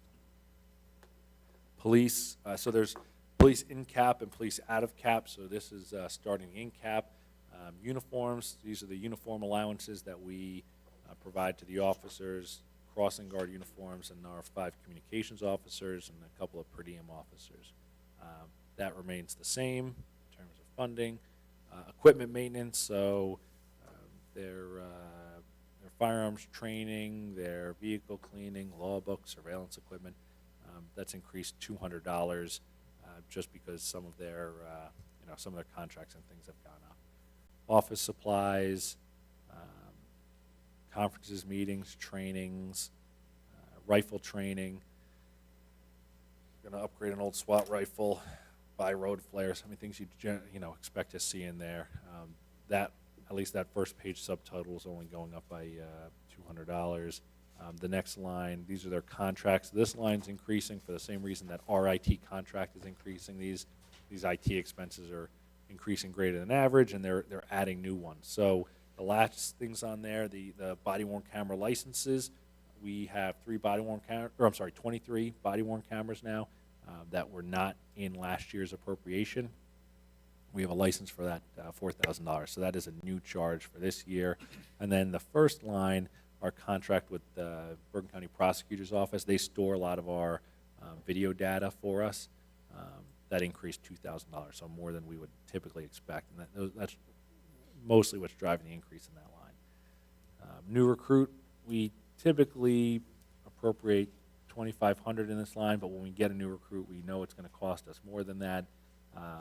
This year, we did have a new recruit. It cost us almost $6,000. So in this year's appropriation, while no one is resigned or retired their position, we want to make sure that should it be necessary, we have enough, or at least closer to that funding amount. Pronouncements. So there are sometimes we get charged for pronouncements, although not recently. That is if the coroner, or I think some hospital staff can also do that. If they have to come out to a scene to pronounce somebody deceased, there may be a charge for that. DARE, this is for the DARE program, so you can see what it's there for. So a bunch of giveaways usually. So this is their department subtotal. Not too much of an increase. They go from 129 to 141. Their police cars, so previous years, $60,000. This year, we're moving that over to capital. Vehicle outfit, so this is a little bit of what Councilman Sherman was discussing before. We have a vehicle trust from outside duty payments, where when you hire an officer for outside duty, you pay for their wage, and you also pay for the use of the car. That car use goes into a trust. We use that trust to pay vehicle expenses. We need new sirens and lights on our Detective Bureau car. $3,000. It's in the requested line, but it doesn't add down to the subtotal because it'll come from a trust, or from the total line, because it'll come from a trust. Then you get to the pistol range. This is our contribution to our pistol range. So the pistol range is calculated by a per officer fee. We set the same fee for everybody in the consortium, so all other towns. It's the per officer fee plus $500 for capital. So that's how we come Every up. other town has already paid us. What's that? We're up to date with other towns Yeah. paying us. Yeah, well, and Paying th- faithfully. yeah, everybody does a good job of paying. So that's our contribution to the range. Patrick, I have a quick Yep. question. Can we go back to 240-273? There was a training line item. Yep. I know that the OEM wants more training that we were talking about earlier. Mhm. Can you take money from this line item, since we didn't utilize all of it, for that training? You could. It depends on the year. So where we didn't utilize all of it last year, you might otherwise this year, even without OEM. I would say that that's one of the things where when you're adding in something new, maybe you say, well, let's wait till the end of the year and see if we have any money in the line. And then if we do, you can do it. For OEM, the discussion for the council would be, do you want to treat that as an item where you wait till the end of the year to see if you can fund, if there's enough money left in the budget. But I think that you could.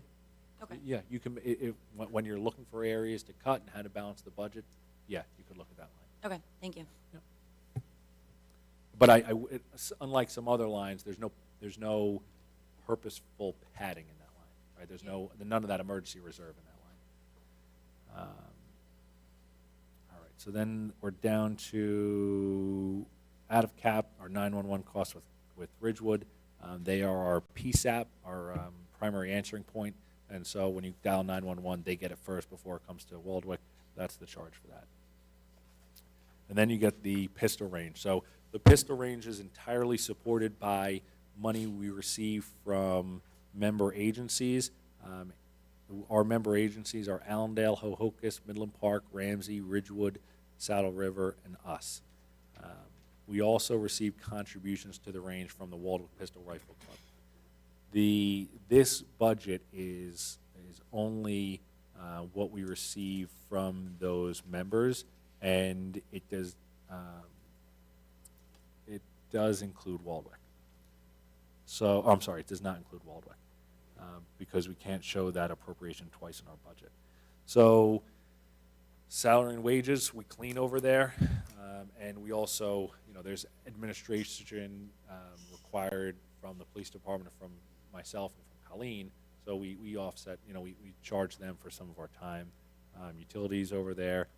Has the materials and supplies line, it's expensive to change out air filters over there because of their shooting indoors. That is all circulated through HEPA filters, and one, they're expensive filters. Two, once they are changed out, they're considered hazardous waste and have to be handled as such. So they can be expensive. You get targets, earplugs, miscellaneous repairs, and then we have a capital improvement fund from each members. If you look at this, you might say, well, it doesn't really add up because everything in here doesn't include our contribution of the $7,976. We put that in there just to show we transferred from our appropriations line into this line. So should any other municipality say, hey, is Waldwick paying their fair share, we have an accounting of how it transfers. Any money that's unspent in this line is transferred to a capital line that can be used towards capital purchases in future years for the pistol range. Any questions on the range? Yeah.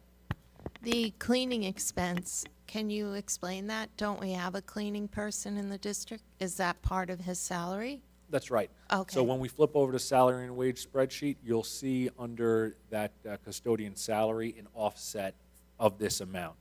And same with my salary and Colleen's salary. There's a small offset for those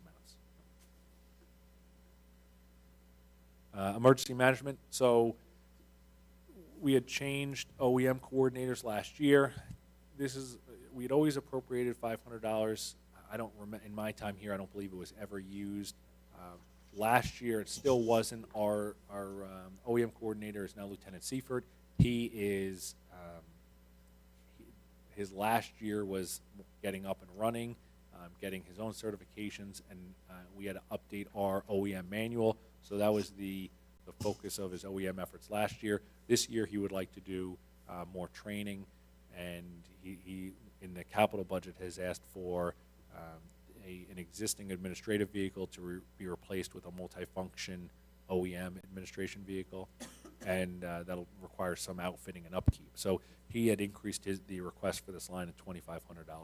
Lieutenant Seifert will be here next Tuesday with Chief Messner to discuss some of his requests. They will discuss the accreditation, and they'll discuss the OEM vehicle. Those are kind of new things, so that we've invited them to present directly to the council. And since he took over, Lieutenant Seifert, what he did was he changed around the whole OEM organization. He used to be members of just one gentleman, and they were all members of the fire department. There was an ex-mayor on the council, on that committee, which I think we just did it out of respect, but what Lieutenant Seifert did, he made sure that he has people that represent the OEM from all different areas of the town. He has a police officer on there, he's got a fire person on there, and he has an ambulance corps person. So he has a good group of people that are very dedicated to working OEM and making it more serious than it used to be. We've been fortunate in previous years in not have any incidents where OEM was relied on heavily, but it's one of those things where you want it to be as efficient as possible and hope you never need it. And so we're fortunate to have Lieutenant Seifert kind of increasing the capacity of that function. Wallvac. So we have annual contributions to Wallvac, and we subtract from that the cost of their insurance, which is the JIF line that you saw above here, and we also provide them a clothing allowance. So it's pretty steady at $21,000. Whatever we don't, they get everything that's appropriated in this line. Fire department. So miscellaneous dues. So they're part of a mutual aid association. They have charges for their equipment maintenance, ladder testing, and testing of their pumps and hoses. They have contracts. The Cascade system is their self-contained breathing apparatus system that refills those tanks. They have cellular plans for their iPads. They have dispatch, active 911. So that's all $15,750. Paints, product soap stuff they use in the firehouse. Uniforms. Per borough code, it says we shall not give them any more than $22,500. We rarely do. You can see it's 16. Last year we paid out $16,700. So we've reduced this line just a little bit to make up for increases in their other lines. Some testing, office supplies. They get a travel allowance for the assistant chief. Right now, the assistant chief does still not have a vehicle. We've purchased the vehicle. It's in the process of being outfitted. That's taking longer than is typical because of why everything's taking longer than usual, and that we're having trouble getting the materials we need. So right now, he's still driving his own vehicle, and he gets a stipend for that. As soon as he starts driving the car, we'll prorate his stipend. Yeah, for sure. Equipment repair, supplies, these are all typical. Training, last line fire police, so their line does not increase at all. Any questions on fire? All right.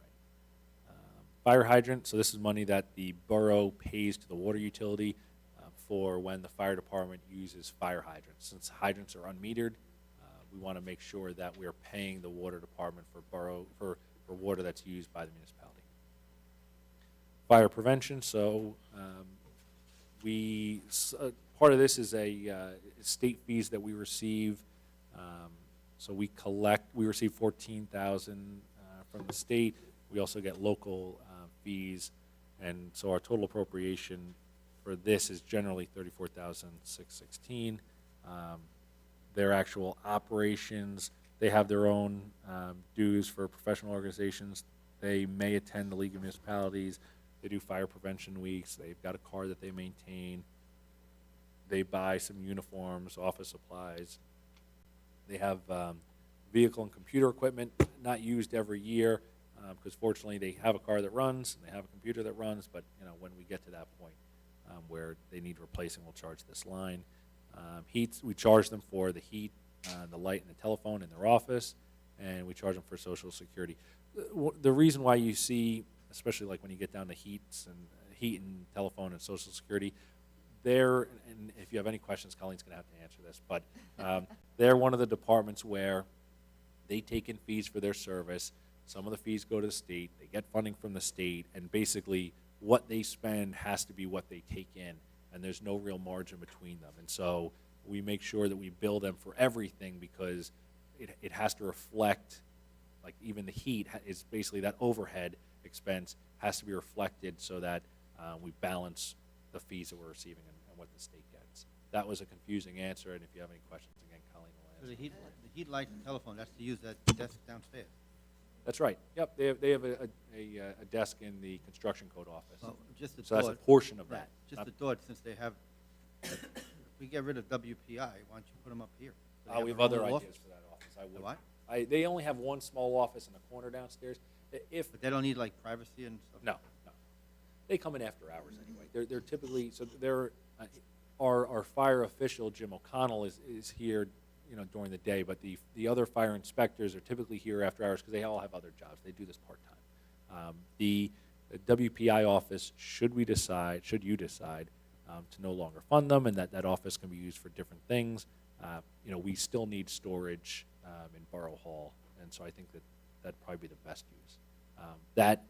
Anything regarding how Borough Hall is used in terms of space allocation or design, that goes to the clerk's office. So you can talk to the clerk about who goes where and what the carpet in this room is going to look like when it's rehabbed. We have a whole office that just handles those decisions. Any questions on fire prevention? All right. Streets and roads, so this is DPW. Similar to other departments, they've got their professional associations, they've got their material and supplies. The material and supply line is increased this year. We had included a material and supply line under street and road and also under recycling. DPW, in practice, didn't actually separate out those expenses because there's no real practical need to. So you'll see later on down in the budget, we moved $12,000 from there up to this line, which is why it's increasing by what it is. Clothing and uniform, so similar to police, because of the nature of their work, they go through a lot of clothing and uniform stuff. So this all gets charged to the line, and we remove from that some from water, $4,200, because everything gets charged to this line, and then we just move money from water over into this line. Same with boots and gloves, contractually obligated, we get a contribution from water. CDL fees, this is going up tenfold. So $350 last year to $3,500. The reason for this, the state changed their requirement for individuals obtaining a CDL license. It used to be that you could get a permit, you could do some driving. In our case, they drove DPW trucks with other CDL licensed drivers, and then they went off and took their test. Now, the state requires that you take a classroom and on-the-road course. And that course is $1,600. So last year, we had 3 employees go through that course. When we adopted the budget, we didn't know that we were going to hire 3 employees, and we didn't know that this course was required, or because at that time it wasn't. So now we have to start doing that, which is why, 1, we've overexpended that line by so much, and 2, why we've increased appropriation for this year. We do know that 1 DPW employee is retiring, and we also know we know that there may be others, and so that's why we've appropriated this amount this year. We also started reimbursing employees for their CDL license. We started that last year, and the reason for that, our contract requires you have a CDL license, and so it's a relatively inexpensive renewal every 3 years. I think it's $45. 4 years, it's $50, right? And so, for that expense, if we're going to require it, well, we can pay for your renewal. Everybody there now has a CDL license, or some are waiting to get it? Some are waiting. So everybody who's in, we've got 2 titles. Well, we've got a few titles. We have a supervisor title, and then a repairer title, and a laborer title. Everybody starts out as a laborer. It's a 3-tier, 3 steps to get up to top step, and then they can get hired into, when there's an opening, get hired into repairer. We'll hire laborers without a CDL, and the agreement is that you get a CDL within 1 year of being hired. And if you don't have a CDL, we do not promote you to the repair. We want people to have CDLs. We hire people without CDLs because we want to hire DPW workers. We don't want to hire truck drivers. And that, nothing wrong with truck drivers, but if you come in with someone who's saying, like, I just want to drive a truck, no, you're going to drive a truck sometimes, but you're going to, you also better be ready to, use a shovel and swing a hammer and, climb on roofs and mow lawns, right? So we want to hire DPW people. We're happy to pay for your CDL because that, it's beneficial to us to structure it that way. So we have a few employees who are taking their test in the first half of this year. We have 2 employees without a CDL. We expect them to get it this year. Hand tools, pothole repair, safety vests, what you would see typically. So the increase in this line is from 36 to 51, and again, $12,000 of that is moving money from another line. Any questions on DPW? All right, snow removal, purchase of salt, $100,000 in every budget. You'll see last year we spent $86,000. That remaining balance of $14,000 will likely be canceled to the snow trust, the storm recovery trust. And then we are required by law to either plow or compensate for plowing for for areas where there are public roads and call them private residences. So we do not plow Riverside, Tamaron, White's Pond Landing, or Farm Estates, and so we pay them for plowing and salting. The reason we could decide to do it ourselves, we certainly have the capacity to do it ourselves. The reason we don't is those are areas where it's typical for these types of condo associations to have parking on the main roads, and so what we don't want to have happen is for us to go through and clear the roads, and then their contractor come through and clear the parking lots. The parking lot and the road at a point become one and the same. You're just walking over each other. So let them do it. We'll pay them. We only pay them what we would have spent to plow those roads. So Matt does all these calculations. It depends on how frequently, depending on our contract. Some contracts are structured differently, but depending on the agreement, we can pay them based on however many times we're out there. Can I ask a question? Yeah. Why was the 2022 utilized a lot more? We had, for Tamaron Association last year, we ended up paying out the 2021 and the 2022. They hadn't submitted their bill to us in time, and they were only like 2 months late, but it was the difference between December and February, and so we paid them out. What's that? Cameron got a double amount. Yeah. So we ended up not spending that money in 21 and doubling up in 22. I think if it was a situation where it would have broken the bank, then maybe we would have had another consideration. But we had the money in the budget. Do we salt those developments? When they need it, yes. Okay. Yeah, because we salt the, and we would only pay to plow and salt the public right-of-way. So in Tamron Association, it is only Tamron Drive and Chestnut, the one that cuts off to the side, right? So same thing with any of these associations, we're only paying to plow and salt the right-of-way, the public road. All right? Yeah, yeah, But we don't salt, we pay them. that's right, yeah. Was that your question? I didn't hear you. Did you say, do we salt the road? Yes. Yeah, no, we pay them, they do the salting. Oh, okay. Municipal parking rides, so this is for the transit lot, for our expenses down there. We pay for the actual physical permit tags that hang in your window, and for lighting costs from the parking areas.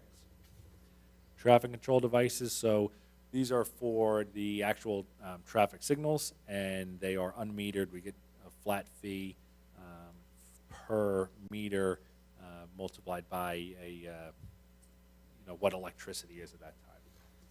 So that's traffic control devices. Any questions on those two? All right, GATA, this is for garbage contract. You know that we bid out our garbage and recycling collection in the same contract. So garbage gets collected twice a week, recycling gets collected once a week, and so we split it out 2/3 and 1/3. So this represents 2/3 of that total contract, and obviously that's going up dramatically this year to $508,000. The good thing is we see that dramatic increase, which is I think comes out to 41% across both lines. We see that this year. We won't see that next year. Next year is going to be, I forget if it's 2.5%, 2% for the next few years. We have a 5-year contract with them. All right, recycling line, the first one, this is the $12,000 that gets moved up to the DPW line. So you can see there we appropriated $12,000. We only spent $2,600. So that's why that line just wasn't fully used. The next one is our contract with GATA for recycling collection, and then we also have to pay to get rid of that recycling. 2 separate contracts. So one's a collection, the other's the disposal. We also have a contract with GATA for the disposal of that recycling. Recycling is interesting in how we pay for it. It'll change per collection and per month. We pay based off of the value of that recycling at the time that it's collected. So, what's the cost of cardboard when we dispose of it, and what's the, what are we getting paid for our other commingled, our glass, plastic, metal recycling.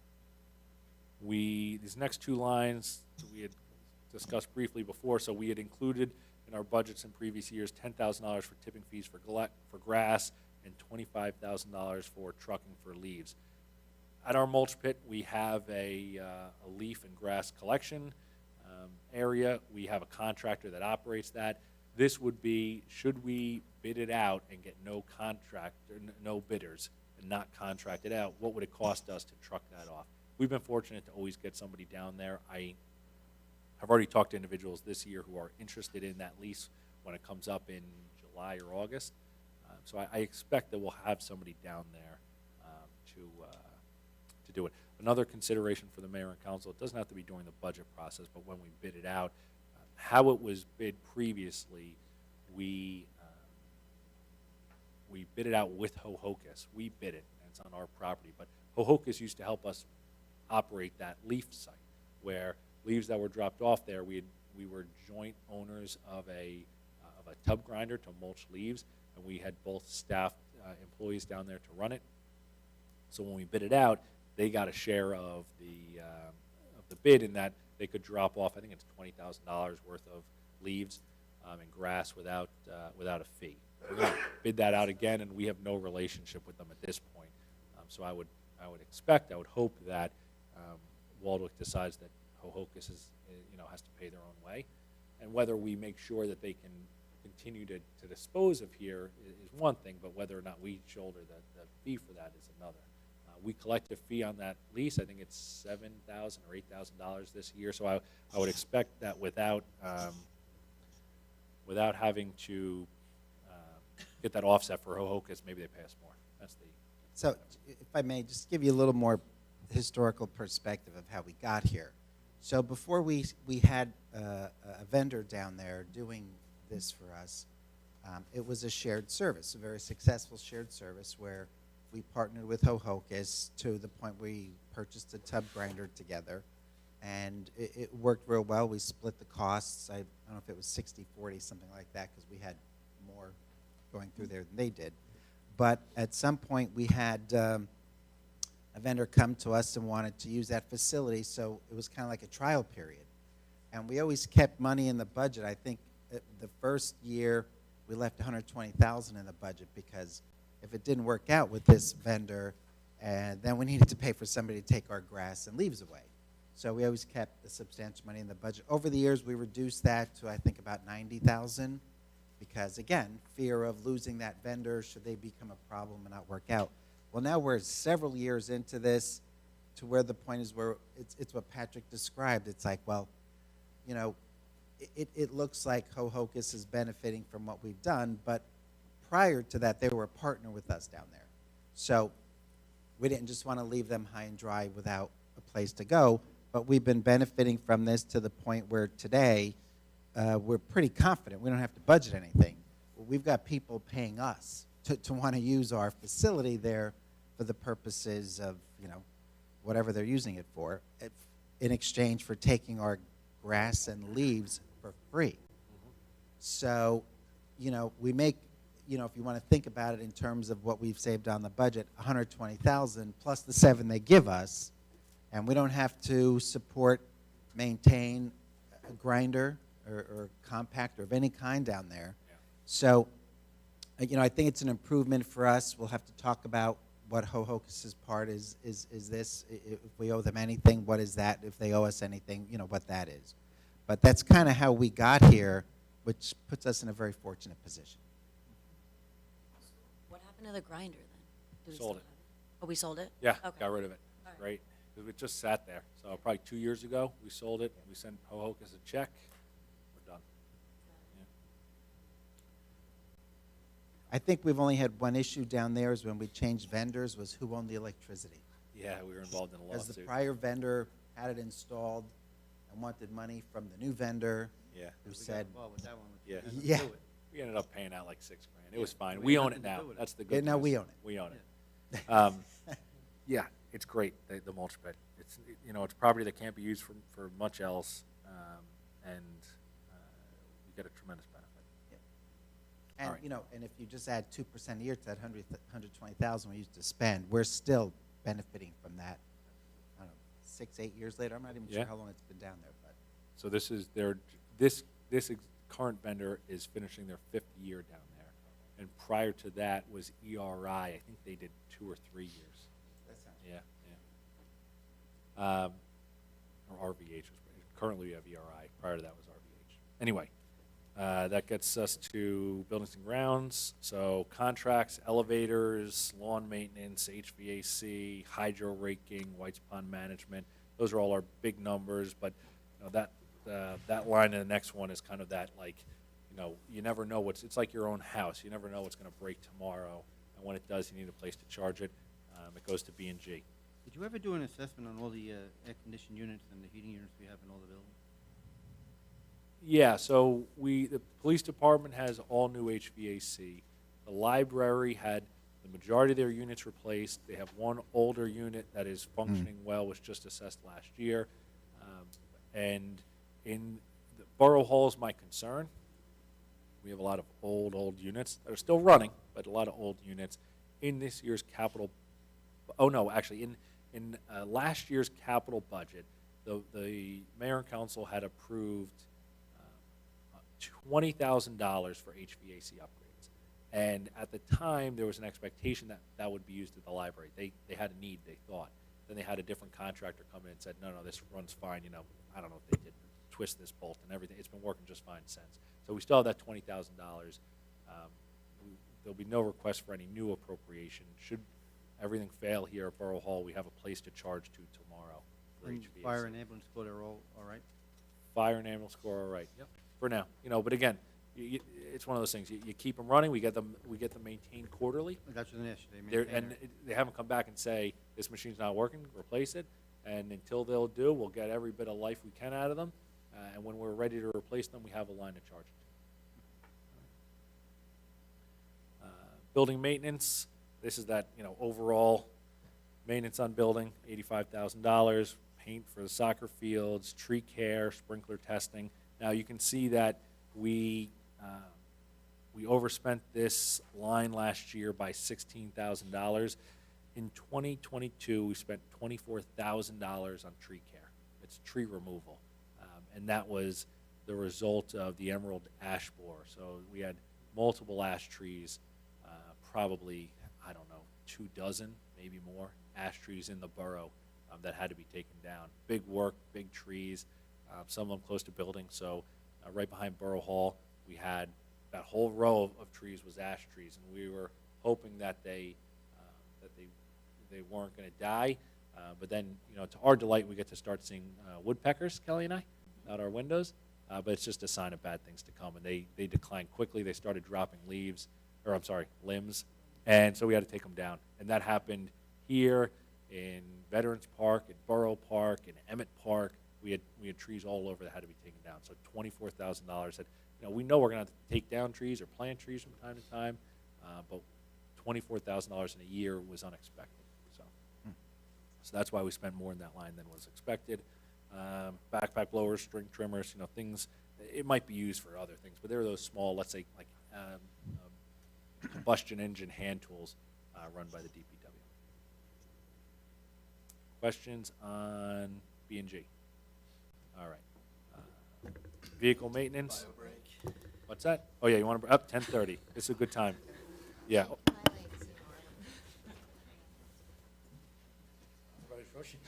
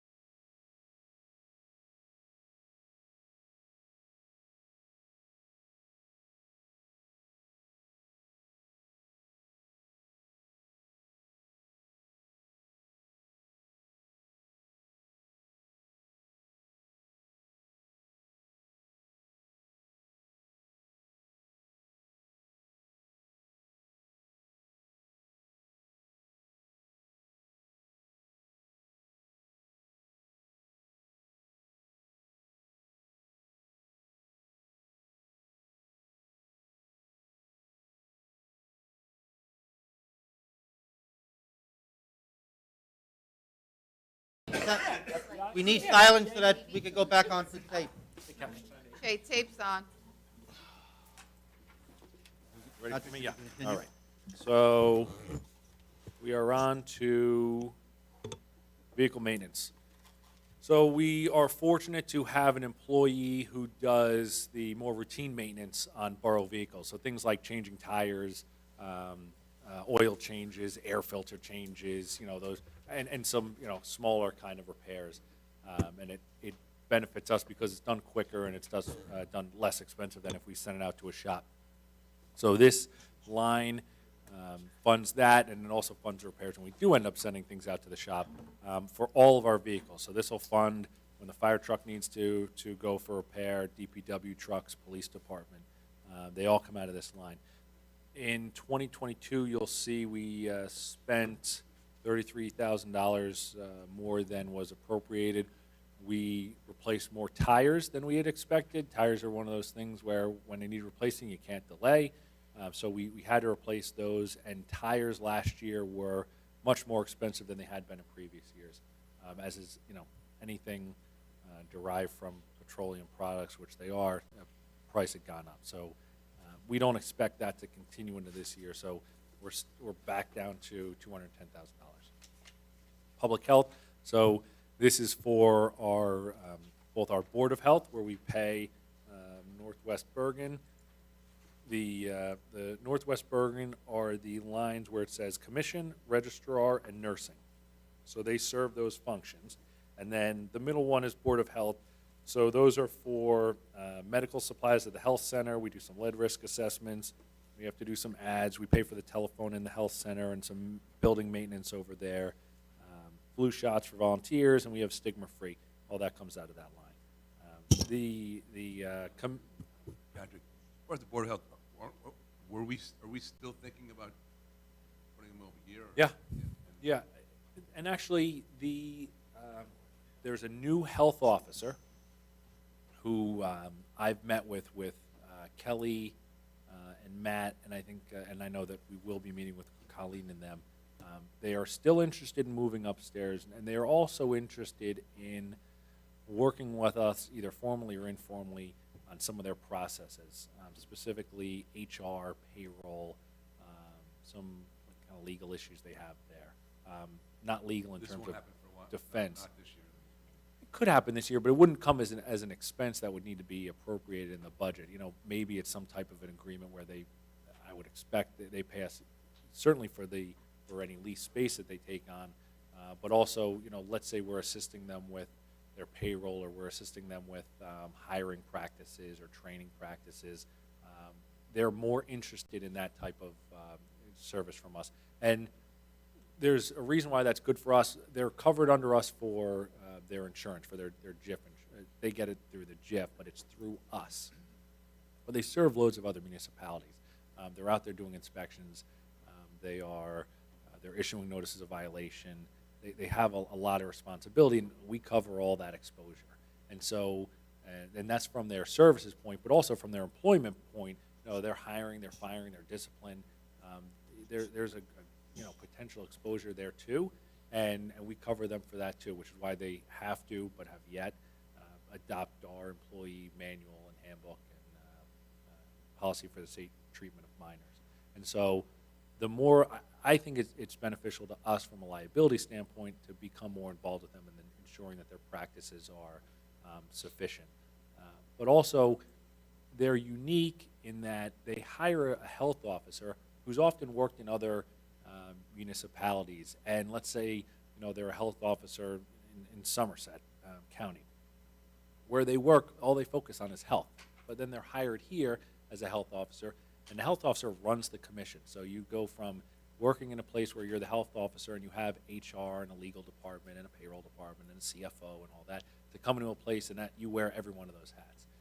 And I think that that's a tall task, and one that us being one of the two commission towns, us in Midland Park, I think we share some responsibility in making sure that they are run efficiently, and they have, I think to their benefit, identified that as an issue as well. Some of them are going to be small things. They want to know how we do our payroll because they want to make some improvements. That's easy.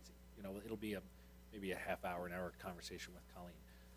But then maybe we get to a point where we do a little bit more for them and we have a fee for that, which I think would be fair. So that's more question than you asked, but I don't often have an opportunity to kind of explain that, so at least use this as a platform.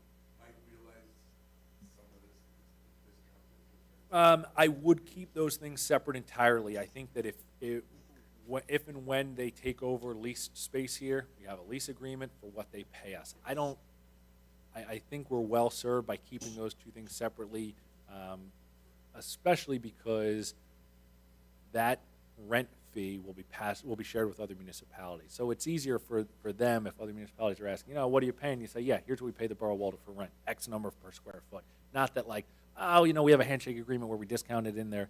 No, we'll pay you for your services, you pay us for ours, is my recommendation. The mayor and council would consider it by resolution in passing a lease agreement, or actually, that may be by ordinance, and we would see a line item on the revenue side. Yeah, and they could also end up paying us for custodial and maybe some overhead. They're going to pay us for utilities and heat. Maybe they don't want to get their own copier. Maybe they want to use our kitchen. Those types of things. We might be able to assist them with. All right, so then we go down to animal control.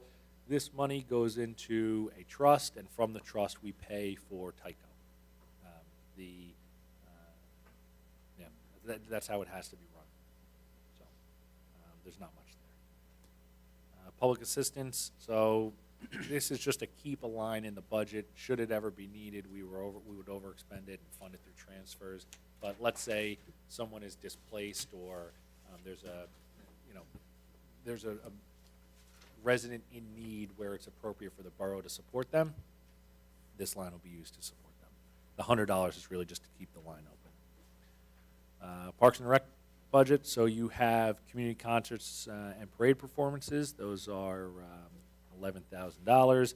Bus trips for seniors, so we pay for up to $4,500 bus trips taken by the Golden Club. They'll go to like Atlantic City or out to Lancaster, Pennsylvania. Maybe they go to see a show in the city, something like that. We pay for those. And then Edmonds Parks and Rec, we use that program for pool passes and swim team registration, and we hope to use it for more, right? Certainly do. Yeah. Sports and equipment. So this is for the pool, first aid, lifeguard uniforms. That number stays the same. Chlorine, this number is increasing dramatically because chlorine is increasing dramatically. Where we used to pay $2.07 in 2021 for chlorine for a gallon, now we are paying $3.32 plus a $75 fuel surcharge. And right now we're paying $3.32. Our suppliers recommended that we budget a little over $5 per gallon for chlorine. It has gone up dramatically. We have searched out other suppliers for this. Tatiana, that was previously employed in Allendale, she said, here's a company we used in Allendale. They're great. They're really cheap. Great. Called them up. They said, no, because of the shortage of chlorine supplies, they're not taking on any new business. And that's the same reason it's driving up costs. So chlorine's one of those things. We can look for areas in the budget where we can cut. You cut chlorine, and we'll end up having to shut down the pool because we don't meet our standards. Would it be worth it looking into salt water? I hadn't considered it, but yes, sure. It's worth it to look at anything, so we can see. Yeah. Saltwater pool. I know we have a councilman who is our pool aficionado. What do you think about saltwater pools? You. I'm the aficionado. No, yeah, Councilman Ritchie. Yeah, you're always there. You're telling about, where you like the ladders and do you use the steps? And I know you're in there with your kids. Okay, so I love to take that badge. That's fine. The pool aficionado. Saltwater pools are amazing. My brother has one. I love it. Yeah. You can open your eyes underwater. Yeah. Do the pool revenues offset all $33,000 here? Or do we get enough revenue from operating the pool to offset all the costs? Only because, our residents are paying, and Midland Park's residents can just join Yes. without having to pay into their tax base for it. We'd say, for the most part, yes. Yes, okay. We understand generally what the pool costs to run. We make sure our fees are generally set up. We don't calculate for everything. So we're not looking at the DPW effort and the lawnmowers that gas used to cut the lawn, or who's over there, when they power wash the pool or repaint it, or, those types of labor costs, we're not really charging there. We don't look at lost potential taxes on the land. We don't, there's a lot of things we don't look at. But if you want to know about, on a real day-to-day high level, yeah, we're covering our expenses. Okay, great. Yeah, and that one ladder, I think if you move it 4 inches to the right. To the right, Yeah. I'm on it. We'll get out there with you. Office supplies, this is things for Vic, recreation programs, should we have them? Pool events, should we have them? Last year, we had budgeted some money to paint the pool and to do some pump meter setup. When we ran in, late in the year, we were running short on some other lines. We ended up not spending that money because we would have spent it in the fall after the pool closed. So we ended up saying, let's push it to another year. We're going to push it to this year. When we get to the capital budget, we'll discuss the need to do some greater work in the pool, and we would look to fund this. So that's why it's not funded in the operating budget. So that the total line has gone down just a little bit from 64.3 to 63.1. Projects aren't necessarily completely covered by the revenue coming in. We do, not all the time, but at times fund some of those capital projects with open space money, which is general tax money, so there's some wash there. Community television, so we previously discussed this, $1,000 for WPI. Municipal court, we have judge subs and interpreters, so the interpreters is really the one that's driving this line. In my time here, I don't think we've ever had a judge sub. We spent more money on interpreters last year and appropriated more this year. We require more, last year at least, required more interpreters than is typical, and required them in a greater variety of languages than we have in previous years. And as Spanish is the least expensive interpreter, we may end up paying for things like Mandarin, or these harder to find languages. We pay them more, and it's driving up our costs. It did last year, so I expect that to continue. We can't put that towards the fees, court fees or something? Not directly, not like where, court fees, certainly we take in court fees as revenue, but it wouldn't be where those court fees directly offset, no, You can't, we're required, I assume, to. by law.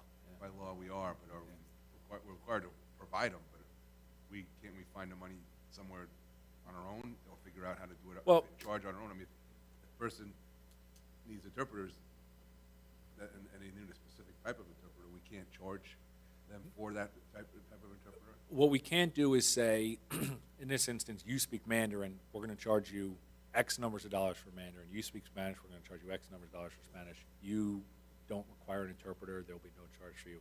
We can't set fees based on the language spoken by the person appearing before the court. We're responsible to accommodate those languages. It's a function of the court. We certainly take in revenue from court and from the administrative fee and from those, any fines assessed through the process. But no, there's no specific, and we could not charge a specific fee for any individual using an interpreter, Even if they're considered guilty? even if considered guilty. Anything? They're guilty. Any other questions? Charge them. I mean, that's it. That's just the. I understand. Yeah, I know. It's a cost of doing business. Office supplies for the court, conferences and meetings, Zoom subscription. So we put this on a separate line last year because it looks like it will be more of an ongoing cost. The court has just recently, December, January, moved back to to more frequent in-person trials. but there will always be, at least for, there will be for the foreseeable future, an option for people to appear before the court virtually. So the in-person ones are anybody that, requires testimony. We see it a lot for DUIs, where we're looking at video here. You have the officers providing testimony. They'll have, an attorney who's refuting it. There's a list of matters that must come before the judge live, and it has functioned pretty well with having people appear virtually, and I think to an extent it's been a benefit to the court. So it's something that we follow the rules as set by the state and the county. We'll continue to do that. So they say that we have to have the Zoom subscription, the state or the county? Yeah, we have to have it. So then why aren't they paying for it? Yeah. Oh, that's I don't know. Yeah, they don't. I mean, it's a cost to the municipality. Yeah, same reason why, they don't pay for the heat in this building when we have court, right? They just, it's covered generally by the fees we receive. At least it should be, even if it's a fee that we had not incurred in previous years. Yeah. Do we set our own fees and fines? We set our own fees. The court fee, I'm not sure how that is set. I could look into it. We Yeah, set could our you own just increase fines. it? But even the fines that we set have to be sent to I think it's to the assignment judge in our area, and they make sure that, like, we're not charging you $1,000 for the first offense of not removing snow from your sidewalk. They want to make sure that we're being judicious in how we apply our fines, but I can find out about the administrative fee. Yeah, I mean, we could push these increases just into the court fees Yeah. in general. Just make everyone who comes, like if someone's wearing a green shirt when they appear before the judge, they have to pay an extra fee, Paul. Sorry, Mayor, I didn't. I will find out for you. We're green. Any other questions on the court?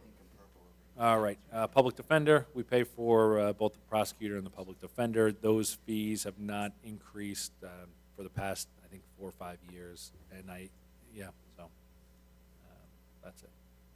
Utilities, so, we see some increase over here. These are areas where we may have previously had some emergency reserves, and they just they get eaten up by two things. But they get eaten up by the increase in costs year over year, and the fact that we haven't increased the appropriation. So electricity has gone up. Last year we utilized about 86,000 of 108 appropriated. Unmetered street lights, that is, we now had to increase our appropriation because the cost has gone up so much. Telephone, water, gas, all similar. Fuel oil, so this line pays for fuel used by all municipal departments, PD, FD, DPW, and we also fire prevention, which we get a buyback from, water, which we get a contra from, and pool. No, fuel oil. Oh, no, it comes from water in terms of the water department. And then we also, that not included in the budget, but that system is used to fuel Board of Ed vehicles, their buses, and then we charge them back for it. We charge them exactly what it costs for the fuel. So fuel has gone up in previous years, which is why we spent $98,000. It's really a little, and the Board of Ed paid $9,300 on top of that. We're looking at fuel going potentially to $4 a gallon in the next few months, is what most recent projections I've seen are. Hopefully that's completely wrong, but we need a budget. Our costs $4 or consumer? Consumer costs $4. We pay something less than that, but not enough where it's worthwhile for us to have our own facility, but not enough where you're going to say like, we're going to pay $2.75. I mean, if the consumer at the pump is paying $4, we're going to pay. I'd have to look, over $3.50. You figure. So the price you have here is what you anticipate the high end to be, the average? So there's padding in this number for the unknown. We just included, we knew a bit more specifically about what we used in 2021. We'll get numbers next week about what we used in 2022. But yeah, this is actual gallons used in previous years increased by what we think the general trend is for gas and diesel. But not, I mean, maybe I'm not an accountant. Adding the numbers up on this is 86, 46 and 41, 87, and then minus 1,500 minus 50. Yeah. Doesn't come anywhere near 98,000. Yeah, that was at $2.30 a gallon for gas and $2.35 for diesel. So like I said, we'll have next week, we'll have better trend numbers for what we spent in 2022. But I think we know that obviously that number is going to go up dramatically from the $2.30 or 35 cents, depending, shown here, to what could be $4, $3.75 next year, or could not be. It's one of those things. And then sewer, these are repairs to the pump stations and our contract with the sewer authority. The sewer authority will come out and do maintenance on our pump systems, and then we have a contract above that for any emergency work. Questions on utilities? All right, landfill solid waste disposal. So we, similar to recycling, we have a contract for collection, and then we have a contract for disposal. Our disposal contract, we go out through Bergen County Utilities Authority. They group municipalities together to try to get more favorable rates for the per ton cost of disposal. Right now, we pay $77.40. That contract is up at the end of May, which is why you see that multiplied out by 5 months. The most recent public bids I've seen for this are around $85 per ton for disposal. So that's the number we use as a budget projection. I expect that when BCUA goes out in the next couple months, that's around the number they're going to get back. And to try to help us, we budgeted based on that 5-month, 7-month breakout. In addition to regular solid waste disposal, we have sweeper dumpings, recycle days, tire disposal, oil disposal. So, and then we get $2,000 from the library because we take the library trash. We don't, and we talked about this before, but we also collect the school, and we don't receive any funding from the school for either the collection or the disposal. We have, and I think I had said when we discussed increases that we had already taken out from BCUA $33,000, which is why you see that's a little lower than last year. Patrick, the school, they're doing a lot of work out there. I assume it's in their budget to dispose of construction waste. Their construction debris they have roll-offs. I've seen them up there. What we supply them for their own waste is much smaller. Yeah. So, I mean, not to say, who knows, that one day they're not throwing a roll of insulation in there, but I know that what we supply them is not sufficient for their construction. The next line is recycle tax. For every ton that we dispose, we pay $3 a recycling tax. Public events, so these are some miscellaneous plaques, seasonal decorations, which we did a lot of this year, and why the number is higher than expected. So this year we had a new menorah, we trimmed the Christmas tree and light it, and we did some pole decorations that we hadn't done in previous years. Questions on that? All right.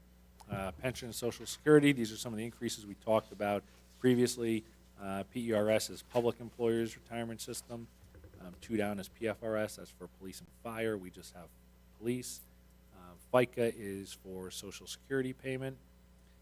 DCRP is a defined contribution retirement plan. It's a low number. Matt and I are the only ones in that plan. It's for only full-timers that are in that plan. There are some part-timers in there that earn more than $5,000, but not enough to get into PERS. They put us in DCRP. The difference between PERS and DCRP. PERS is a defined benefit plan where they say if you work for X numbers of years, here's the formula, you can figure out what will pay you out for the rest of your life. DCRP is defined contribution plan, whereas they tell you here's the formula of what you have to pay into it, you get out whatever it grows to. Similar to a 401k. Questions on pension and Social Security? All right, sewer treatment, another one of the lines that we can't change at all. BCUA, here's their bill.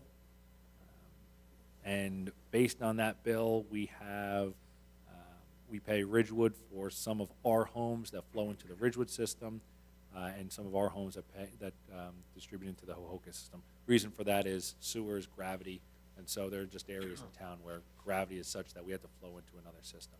And the reverse is true. When we get to revenues, you will see that there are systems that flow into us. Grants. I'm sorry, just on sewer. Yeah. I don't know if we did this last year when some of you guys were hearing this for the first time, and I'm not sure that you're prepared for this because we haven't talked about it, but, you know, we've said that, you know, we get the bill from the sewer authority and we pay the bill. In prior years, we've had discussions about whether this bill is right, and we've gone back to the sewer authority many years. And a couple of things is, you know, we've never been able to prove it's not right. And a couple of reasons, and I just want you all to understand what we've done in the past. I mean, we have challenged this bill many, many times. Most towns, if not all, maybe Patrick knows, are metered. We're the end of the line, we're not metered. So they take all the other towns and then subtract out what the meters are, and I guess based on our water usage and what's processed that doesn't go through a meter, plus the base fees everybody pays, that's how our assessment's calculated. So I know Kelly's looking at me like, what are you talking about?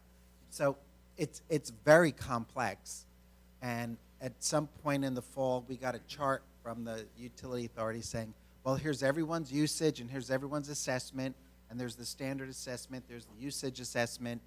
So could you spend a minute just kind of telling us, because we have several new people up here that may have not heard this discussion before, about how this is calculated? Yeah, so generally that's right in terms of how it's calculated. The additional information is, you know, we play a part in that process in two areas. One, they request from us to aid their calculations all of our water usage for the year. And so Colleen's office provides to them billed amounts for each home, because they don't, you know, each house flushing, it's not meter going out of the house, but they have a formula based on, all right, if you're billed this much water in terms of usage, here's what we expect to go into that. So there are a few components to their calculation, but one of them is that billed water amount. And then they'll come up with their formula, then they send us a sheet that shows us what we're going to spend. We make sure that we're not too far off of the trend and in terms of years past and the average in terms of other municipalities. Like our inflow and infiltration hasn't increased dramatically where we think there's something fishy there. But this year we looked at it, and there's not, you know, some towns that go up, some towns go down. It's hard, like Hohokus went down this year, whereas we went up. It's hard to figure that out. Sometimes it's, you know, especially with COVID, we saw very strange anomalies because Hohokus, without much industry or really even business, you figure maybe more people are home there and it goes up. But now that they're back to work, maybe it's going down. Here, we've got not as much of a mix, but we've got some more industry than they do. A lot of that's just kind of guesswork, but Now, the only it is year kind of a, our assessment ever went down was we were seeing pretty steep increases year over year, so we started a sump pump initiative, and we started cracking down on that, and the very first year we saw a reduction of like 200,000. But the inflow and infiltration is we inspect the pipes to make sure there's not water flowing in from groundwater sources and things like that. I don't know if they get in through the pumps, but... And the sump pump is similar in that, similar to inflow and infiltration, is that you're taking now unmetered water and introducing it to the system, because you're, instead of taking your sump pump and pushing it outside, you push it into a sink drain in your basement, right? We end up paying for that in some way. And in addition, you know, every system has some amount of groundwater that's just getting into your system. It's not like a water system where it's at least the majority of it isn't like a water system where it's a force main that keeps everything else out and it's, you know, solid walled. you're going to get some groundwater in there. We don't want to see too much groundwater in there. We'll get it from time to time where, it'll overflow a pump station during like a heavy rain, but not typically. We need to do more on the I&I side. We haven't done enough. And it's, we're working with we've been waiting for the sewer authority for months to give us a quote, because they'll go in and do TV inspections of areas of our system, which we can pay them for. We got $100,000 from previous years' capital money to go in and do it. So we need to get that done. That'll help us, but it's going to help us to an extent. Yeah, I don't have much more information for you on it, except that I can recirculate after the meeting the report that we get from BCUA, so you can understand more about exactly how it's charged, and that's put together by they use a consultant that so it's not a BCUA letterhead, but that describes how these things are put together. Well, they use a lot of consultants, but Yeah. But essentially, I just wanted to pause here because it's one of the largest line items in our budget, and we have absolutely no discretion here. And it's important for us to understand. Well, in the scope of a $15 million budget, almost $2 million is an assessment that we just pay, and just didn't want anyone to have the impression we just pay this bill without pushing back and asking questions, which we've been doing for 20 years. Yeah. And everyone that sat over there has tried. Everyone that sat over here has tried. So if you have any ideas or thoughts or questions, this is one of the items to talk about. And, while we have a council liaison for the authority, our town gets a commissioner, I guess they're called, or a board member. They get, yeah, but Or that's Not we have no automatically. Yeah. Yeah, and the county executive appoints that That's person. right. So they don't even report to us or work for us or anything else. Yeah. They have budget authority, they have bonding authority, so basically they get all that authority by assessing us, and we pay our bill. Yeah. So, And Is there a possibility that, if I understood this right, you said that we're not metered, we just get whatever's left over. Is that correct? I mean, is it better maybe we should go and get metered? yeah, that's come up, and and I think that'd be very complicated to do from what I've heard in prior years. And I think there are areas where we are and areas where we're not, or areas where we could and areas where we Because it sounds like you said Hohokus went down, and it seems like we're making up for that one. I mean, it seems like their price is always going to be standard, and if Hohokus goes down, But we're paying more to make up for Hohokus. They're based on, well, that is true to an extent in that there's an overall cost to the system, and if they're using less, maybe we're using more, but it's based on meter rates. Theirs is metered. Have we ever studied the fact that if we got metered, it might help us, or no? I have not. I don't We'll know find out that. more. I'm not sure. I don't know much of that. I history. think we've done things like we've had the meters in other towns checked. We've had, I think we've really, it's not that you can't try things again, but I really think we've tried everything. in regards to all this, all the towns are questioning the sewer authorities of money, how much they're charging them. In the February meeting that we're having next week, I've reached out to the sewer authority and asked them to send a representative to talk to us. Oh, good. And he wouldn't come. Oh.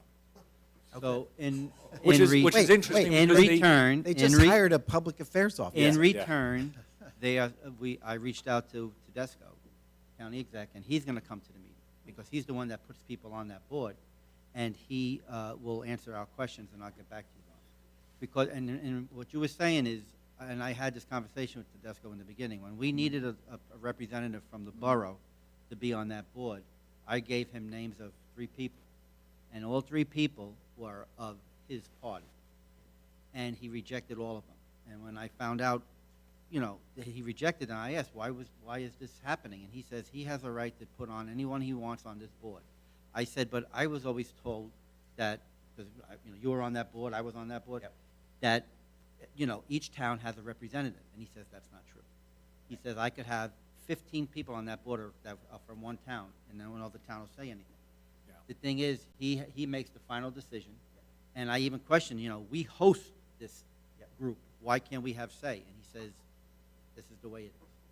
So we'll find all this out, because all the towns are coming to him next week and asking him about the sewer authority to be a little bit more transparent with us, because it seems that we're not getting answers from him. He'll be at the He'll be mayor's at the meeting, mayor's not at, meeting. not at a mayor's. No, no, no, meeting of the mayor mayor's council. meeting next week. Yeah. That we hope. Yeah, so also, I mean, there have been issues with the authority for many years. I mean, for starters, there's towns that are in the authority and have a commissioner representative that aren't even serviced. Like, I think they're starting to get hooked up today. But there were towns that had a board seat on the authority that didn't even get service from the authority. Oakland. And there were many years we didn't have a representative at all because we had a Republican county executive and Democratic freeholders, and they blocked all her appointments. So we had a vacancy on that board, whether it was somebody the mayor knew or wanted or not, for like 4 years. Right. So, I mean, authorities have been very political. They're independent. They don't answer to anybody. Right. I mean, the county executive to some degree, and the freehold, well, former freeholders now, what are they called? Commissioners, Commissioners. county commissioners. Get that straight, please. So you know, it's just kind of an interesting situation. Plus, you know, and the issue we have that other towns don't have is that it's physically here. Right. So I don't know how much service they get from the town. Of course, we get lots of complaints about it.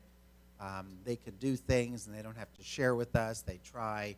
They hired this public liaison who they've done many times before, and we've never saw the person. We've never seen the person, never talked with the person.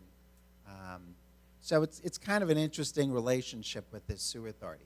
Now, another thing to think about in some towns, and we don't do it here, is, you know, they separate this from the general tax, and there's a sewerage fee that people pay. So we don't do that. Just stuff for you guys to think about, because as you're out there talking with people about budgets and things, this is a big line item. It shouldn't be casually overlooked, but there isn't much we can ever do to influence it except for I&I and sump pumps and maintenance and all the things we try and do, and question how they calculate assessments, look at the data, you know, look at it and make sure they're calculating correctly. They're humans too, or, you know, whatever. But some years you look at it and you go, you cross your fingers, you go, okay, are we going up? Are we going down? Are we staying the same? Are we going up 2%, 9%, 12%? It's you know, I mean, when you get a few good years in a row, you feel fortunate, and then you know you're coming due for a couple bad years in a row. You never get a So we complete have answer. no legal recourse at all, either. Or we also don't have any marketing recourse where we go into the newspapers or anything like that. I don't know if we want to do that, but we have that kind of recourse to do that. I don't think a lot of the towns will get involved with that. They don't want to get involved with that. Well, they're getting metered, so they know exactly how much they're Well, being charged to. We're not. We have it right here. Well, I mean, there's the charge, but then there's the utility authority budget side, okay? So they decide to build a new facility, they go out for a $15 million bond. Right. That becomes part of our assessment to pay that bond back, Mhm. okay? They hire consultants to do environmental work, to do I&I, to prepare reports. You know, again, to some degree political. The person they hired to be the political consultant's a former county executive chief of staff and a Waldwick resident who ran for council and lost. But, I mean, you know, there's the political side there too. But the guy's now getting a salary to be a public affairs whatever, and you never see the person. So, you know, there's the, you know, questioning the assessments and the budgets.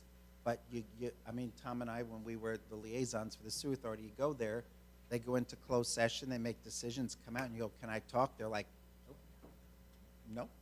No. And when You they know. knew you were coming, they made sure that their meeting was very nice. Yeah. They didn't have to say nothing to you. Yeah. But we don't have, so we don't have any recourse to this at all. I mean, obviously, we get people coming up, the public comes up, and they make complaints and stuff, and Yeah. we have no recourse.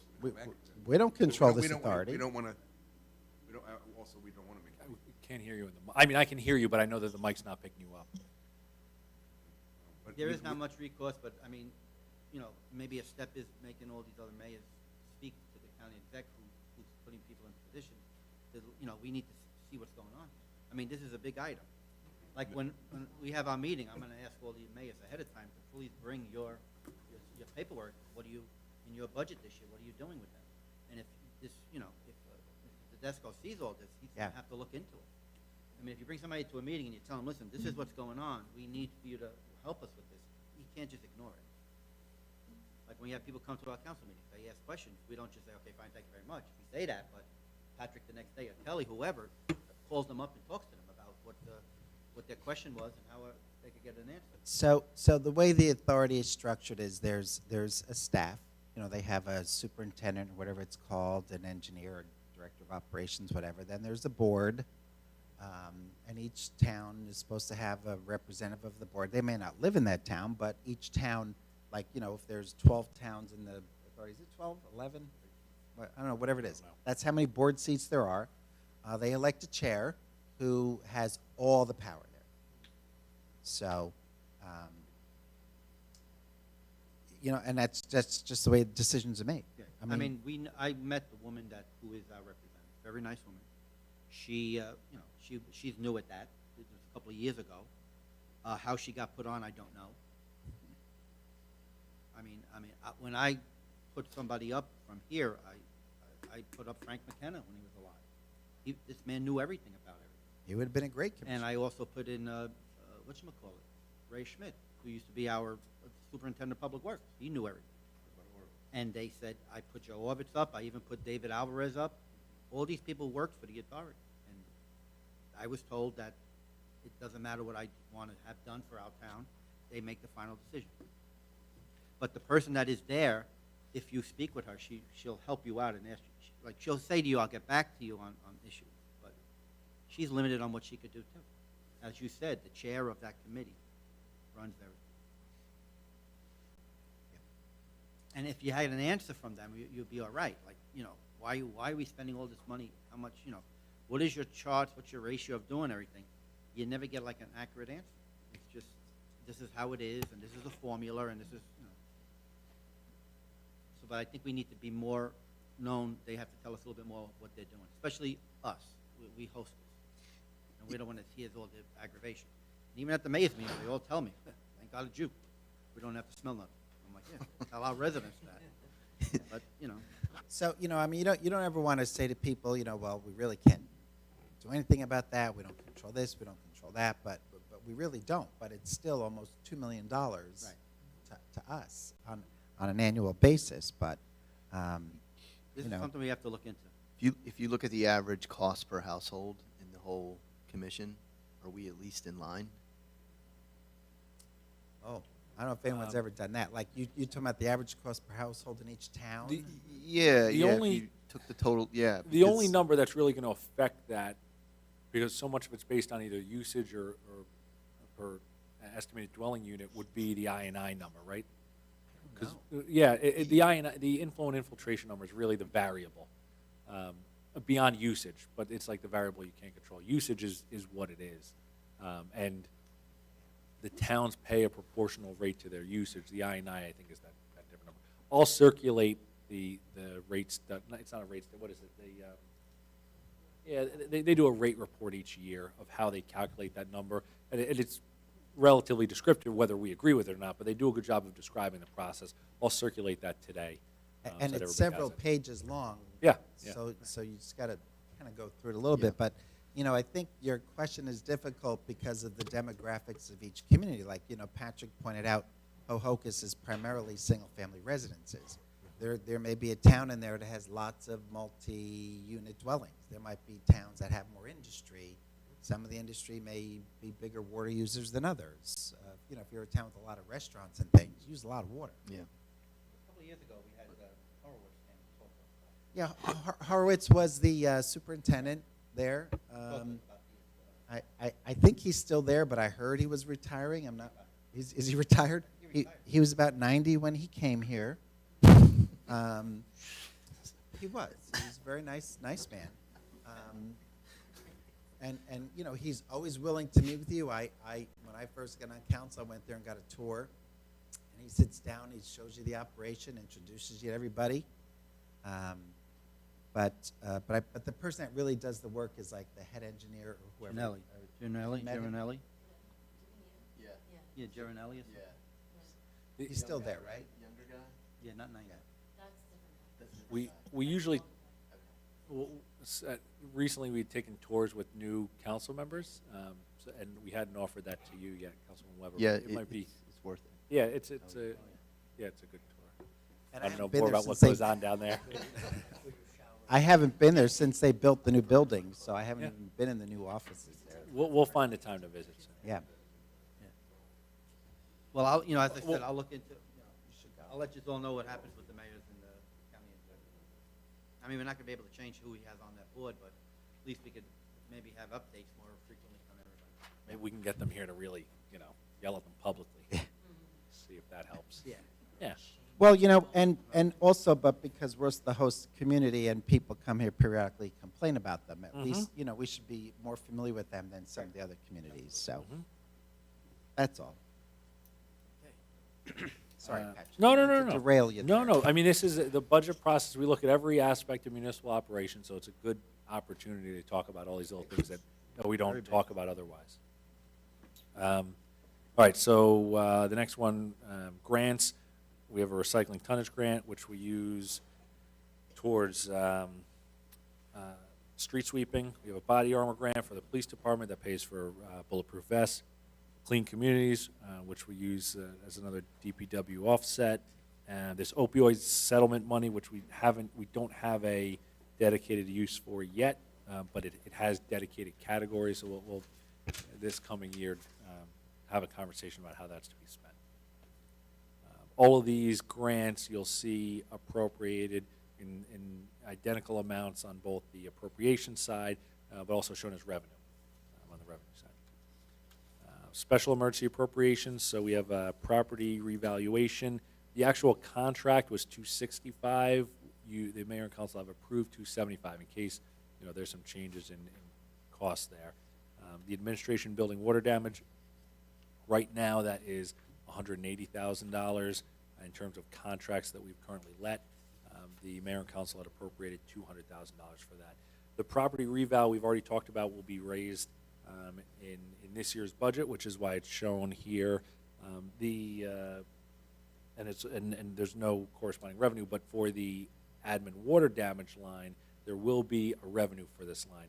We're showing it as the expense, and then on the revenue side, we'll show a revenue, which is going to be the money we get from the GIF. So it'll be this number less our $2,500 deductible.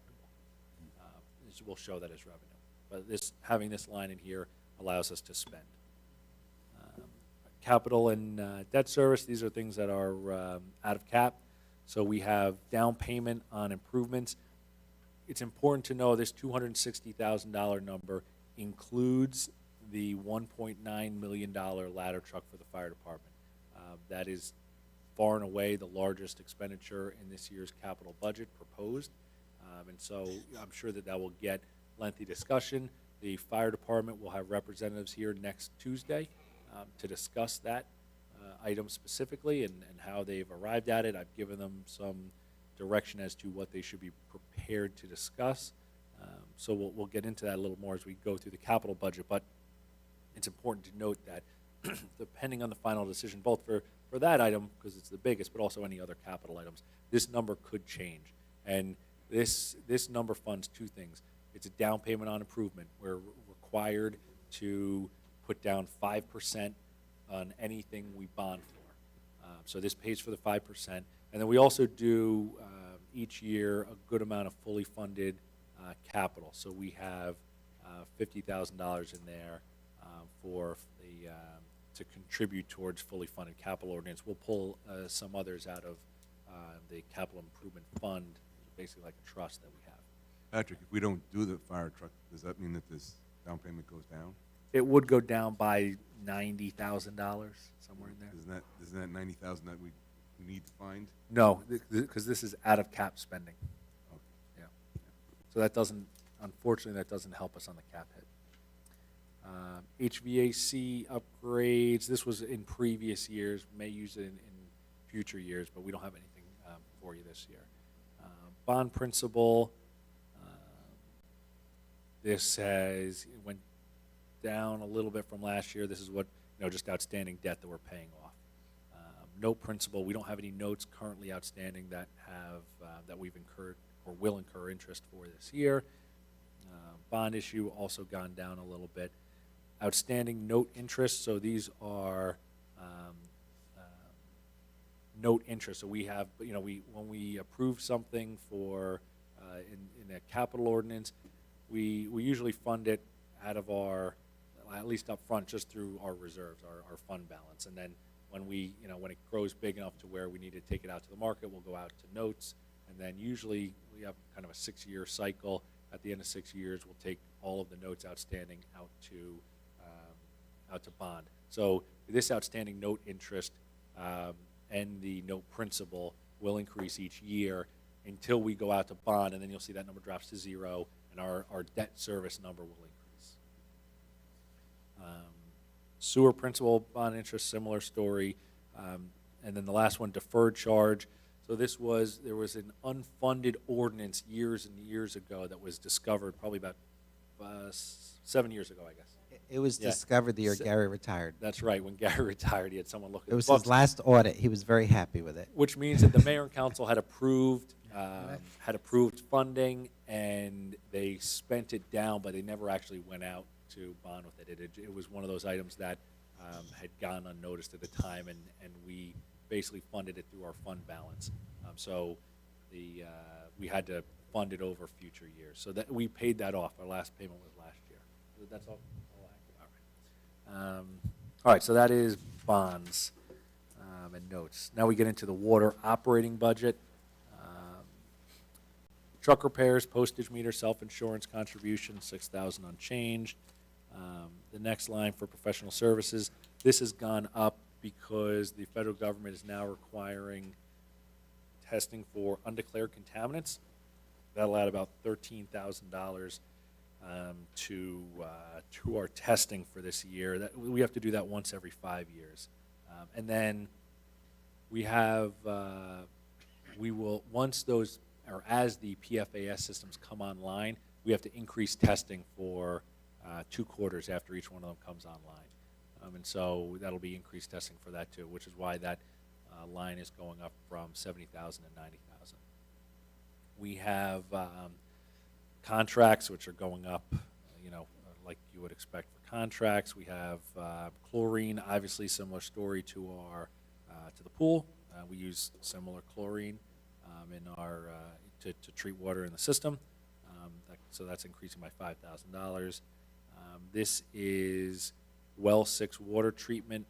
This has 8 months here. So when we appropriated last year, we at that point were under the, or we were advised that we would have already been out to bid by now.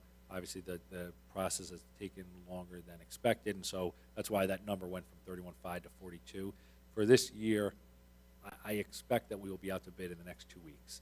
And what's going to happen is we're going to go out to bid, we'll award a contract. Shortly after the contract is awarded, the contractor will pay off the balance of this. They'll buy the vessel that we currently lease, so we'll have no more lease payments. I would hope that that happens in May or June. We've budgeted through August. Clothing for employees in the water department, so that's clothing, boots and gloves. And then similar, CDL fees, they share some of the benefit of our employees having CDLs, they share some of the cost. They've got office supplies, conferences and meetings, travel, so this is Colleen's travel allowance paid for out of the water department. You get down to the next page, well house repairs, we had increased a little more for this year, budgeted 30, or last year, excuse me, budgeted 35, spent 38. Just, that's miscellaneous repairs, door repairs, some, maybe it's paint, maybe it's, lights breaking, things like that. You've got pumps and chlorinator repairs there, electric charges, fuel, taxes, auditing expense, medical costs, their share of the JIF premium, taxes paid to Wyckoff. So we have the pump, or the 2 tanks that are up in Wyckoff, on Wyckoff Ave. We owe tax to Wyckoff for that, and state permits for the water utility. Then we get down to the next page. You've got their contribution for their retirement system, capital outlay. These are capital items that are funded in the operating budget. So, we just because of the nature of the system, there's a lot of physical infrastructure. There's a lot of capital items. So this is just money that we appropriate there in the current fund budget. We also make a contribution each year to their capital improvement fund, which they're not required to make down payments, so a little bit different than the municipal side, where we contribute money towards the down payment. This just goes right into that capital improvement fund, and I'd given you that number earlier of what we have in there. We've got $20,000 in there currently. We pay down bond principal, no note principal this year. We pay down bond interest, a little bit of note interest for the first time because some of those notes that we had taken out recently, we'll start those payments. And again, just like on the municipal side, they'll increase over the next couple of years till we hit 6 years, and we go out for permanent financing. We pay a loan we have through the infrastructure trust. It's pretty, it's about the same each year, and then they've got their social security amount. So that's their department subtotal. It's increasing from $1,069,000 to $1,159,000. Questions on water? From what I remember, this environmental infrastructure trust was the new tank we built in Wyckoff. Yep. But it was a really great rate, wasn't it? Like Yeah, and they usually are. interest next to nothing. And for the same reason that we're currently using the program for the PFAS treatment system. It's the same program. It's through, now it's called the iBank. So the tanks we have now, we built a new tank. We maintained another. Did we ever take one down, or we still how No, many? we have 2 tanks. One was built in about 2000. One was put up in 2010. Okay. We get over to the capital budget on Tuesday. You'll see we haven't done maintenance on those tanks. Not cleaning, not inspection. More. Not general maintenance, but more long-term maintenance. And so that's something that we are requesting to start being funded this year. Okay. That'll be on Tuesday. All right. So that's any other questions on water? All right, so that is the end of our appropriations for our operating budget. Now we can flip over to, if you go all the way to the back of your book, the last section is a 11 or 8.5 by 11 flip out pages that show you all of the salary and wage for each employee in the borough. We won't call out specific salaries. I can call it, we'll go through departments, who's in them, and the percentage increase. But if you have questions about exactly how it works, we have right now plugged in for 2% increases for all non-union employees. You've got my salary there over to the right. I'm split between the municipal budget and the utility budget. So you'll see right next to my name in the very beginning, I say 75-25. That means 75% of my salary is paid for by the municipal budget, 25% by the water budget. So anybody that does, that kind of splits their time, you'll see that. And that's because the municipal budget is funded through taxes, and the water budget is funded through water rates, right? So 2 different sources of revenue. So you'll see that's true for me, for Matt, for Mike Skelly, who cleans at DPW, and obviously they partially serve the water department. You've got your mayor and council budget there. You are also split between water. Municipal clerk split between water, 2% there. Oh, the mayor and council did not get a 2% increase this year. How come? Because you did not get a 2% increase this year. We didn't deserve it. We didn't deserve it, huh? We certainly can discuss that if you'd like, but right now, yeah, We got bagels. you did get bagels, yes. And there'll be some hopefully to take home if they're leftovers. All right, so then you go down through municipal clerk, 2%, tax assessor, 2%. I'll highlight any differences. So under revenue administration, that's the first difference. We've put this employee in for 7%. So there's 2 things to talk about here. First, you'll see that they go over 2 lines. For any employee hired before July 1st, you receive your raise January 1st. Any employee hired after July 1st, you receive your raise on July 1st. So that means we budget. So that the top line there is what you would receive January 1 through June, the end of June, and then the second line just below is July 1st through the end of December. So we have put in for 7% for the 3 full-time employees in the finance office. So that is, you'll see one of them here under revenue administration, one of them under finance, and one of them under the water department. They all have generally similar roles in that they're mostly clerical and they support a finance function. Some of them support more in terms of water collection, some more in terms of tax collection, some more in terms of payroll, but it's all a finance function. We had seen a higher rate of turnover in that office, let's say 5, 6 years ago, prior to my tenure, and I think since then we lost one or two. We lost two people who have left, and some of them have left because to find better pay in other municipalities. So we had increased these salaries last year. We think we are we know we're much more competitive with our salaries now.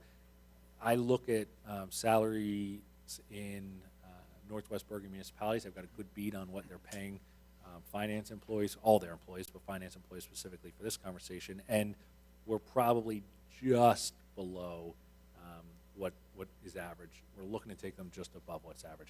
They are, on their pay, while it's 7%, you can see that 7% is a $4,000 increase. So that's going to be the same conversation for the employee in revenue, the employee in finance, and the employee listed under DPW on water. I just asked a question? Yeah. Under administration, you have Scully, he's retiring. Yep. Am I correct? Yep. So that salary will be going toward the new person coming in? or- Yeah, and I expect that the new person coming in will have a similar salary. I'll highlight where I think employees being hired will have different salaries and how we've adjusted for that in the borough, in the budget. But yes, I expect that the replacement will be at the same salary. And if I may, also for perspective, just about every year now for quite a number of years, we've made adjustments to salaries for certain positions because we've been underpaying them for many years and have had high turnover and aren't competitive with some of the towns around here. We've lost some good people.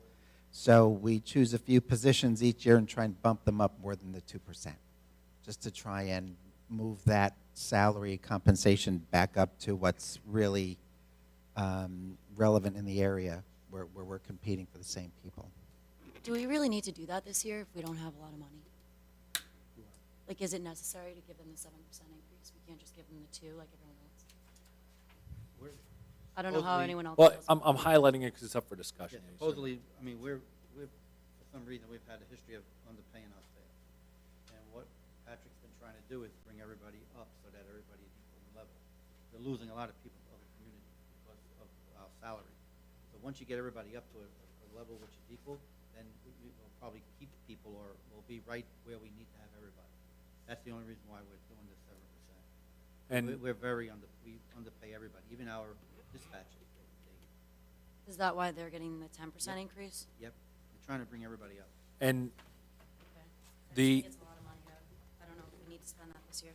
I'll note that, so it's 7% for 3 positions, which is $4,000 each. So you're looking at $12,000 for them.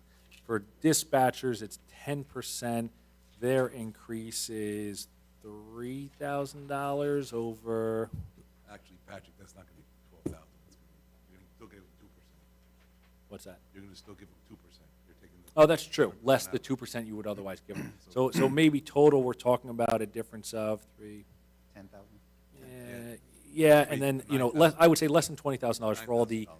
more than 2% increases that we're giving. But they're you see the percentages because anything greater than 2% is up, I would think is up for discussion. Yeah, you have to make sure that it's warranted. Okay. And even the 2% for that matter, right? You could decide every non-contractual employee gets 0%.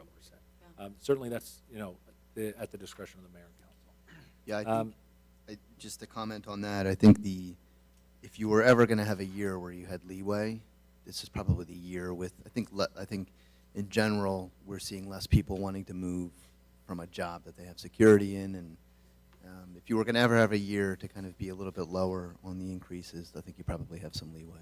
So I guess what you're saying is, everything's on the table, it's open for discussion, let's just jot it down and then talk about whether it's warranted, or do you want to have that discussion now? Well, I think, This is a I process. think we go through it today. If we have time to make decisions today, we do it. If not, Okay. just so we have the whole big Yeah. picture, so we can make decisions on like everything. And it might be something to consider as you think about this is, you might not say, all right, they're pegged for 7, take them back down to 2. Maybe you can appreciate why we're looking to increase them, and maybe you say everybody else gets 1.8 and they get 5, or Yeah. we can You can Well, play with it that way. Or we meet our budget goals other ways, and we feel like we could still do part, if not all of this. Yeah, I Yeah. think we should just, yeah, I agree. I think we should look at everything and Yeah. I've made some notes.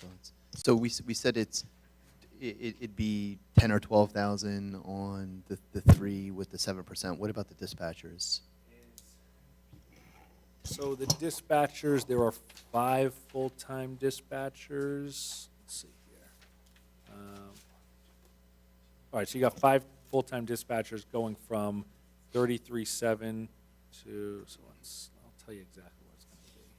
Give me this number minus this number. This is going to equal this times 5. All right, so for the dispatchers, it would be 16,800, not taking into account the fact that they may otherwise get a 2% raise. So for 5 dispatchers, you're looking at 17,000, and for the 3 finance, you're looking at maybe 12,000. So call it 30,000, less than 30,000 total, somewhere between 25 and 30. All right. You good for that? Just call it for all of them. For dispatchers, it's going to be $16,871 Thank you. increase. And that's from 0 to the 10% they're pegged for.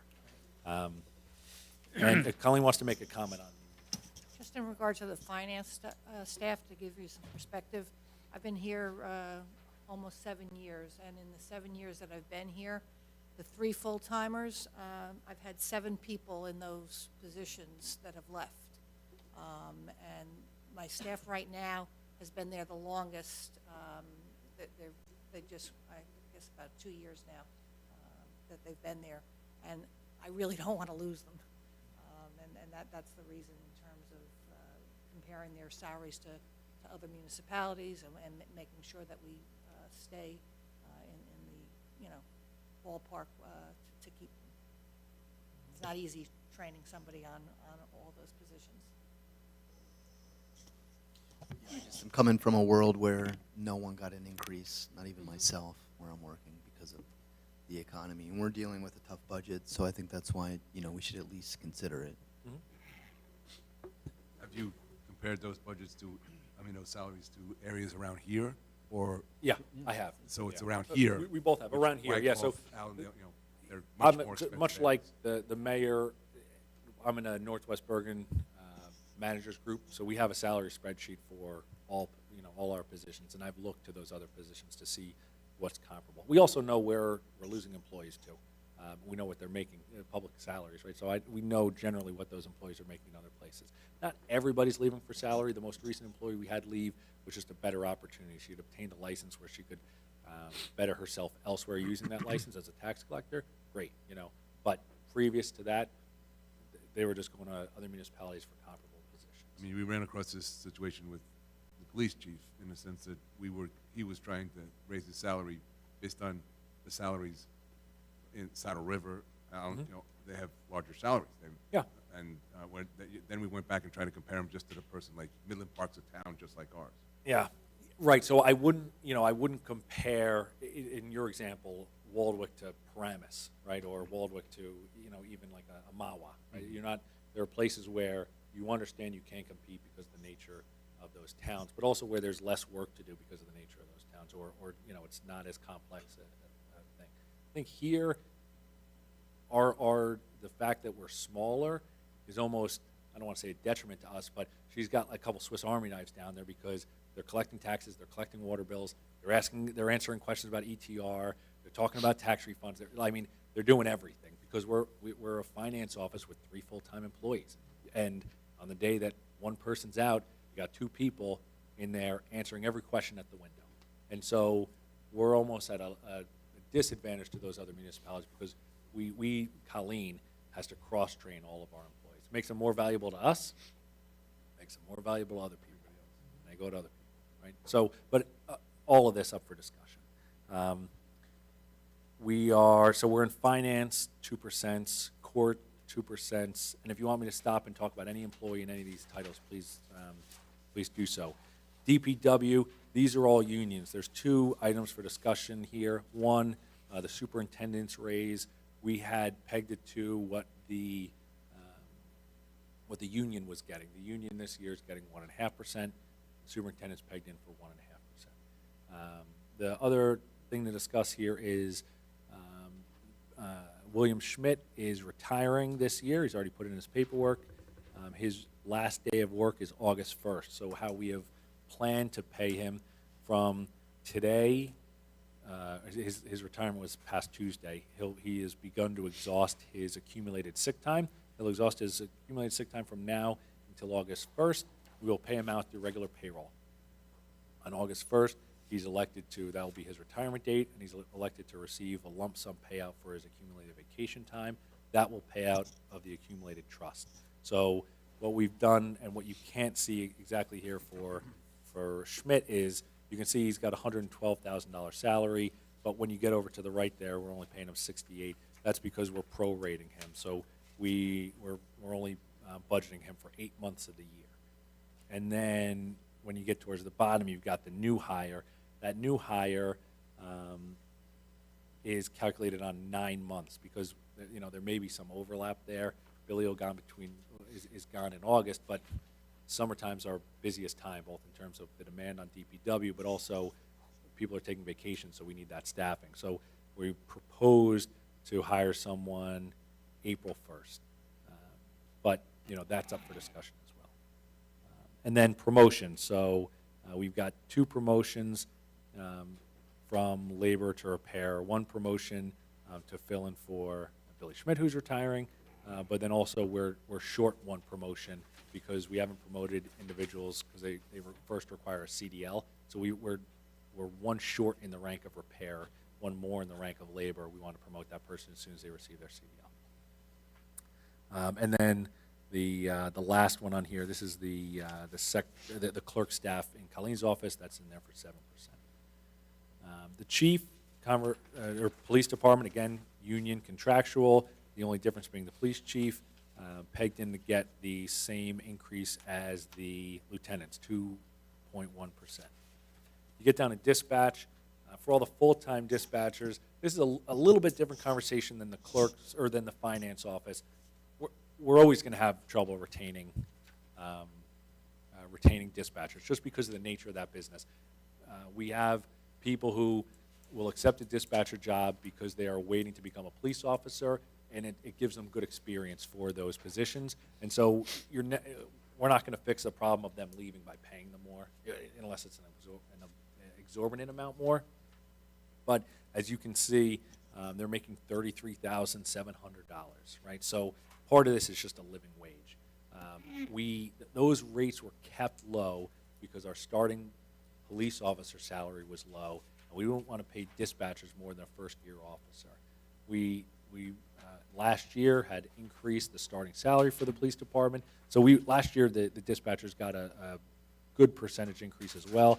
But I mean, 10% increase sounds like a lot, but when you're making $33,000, doesn't go very far.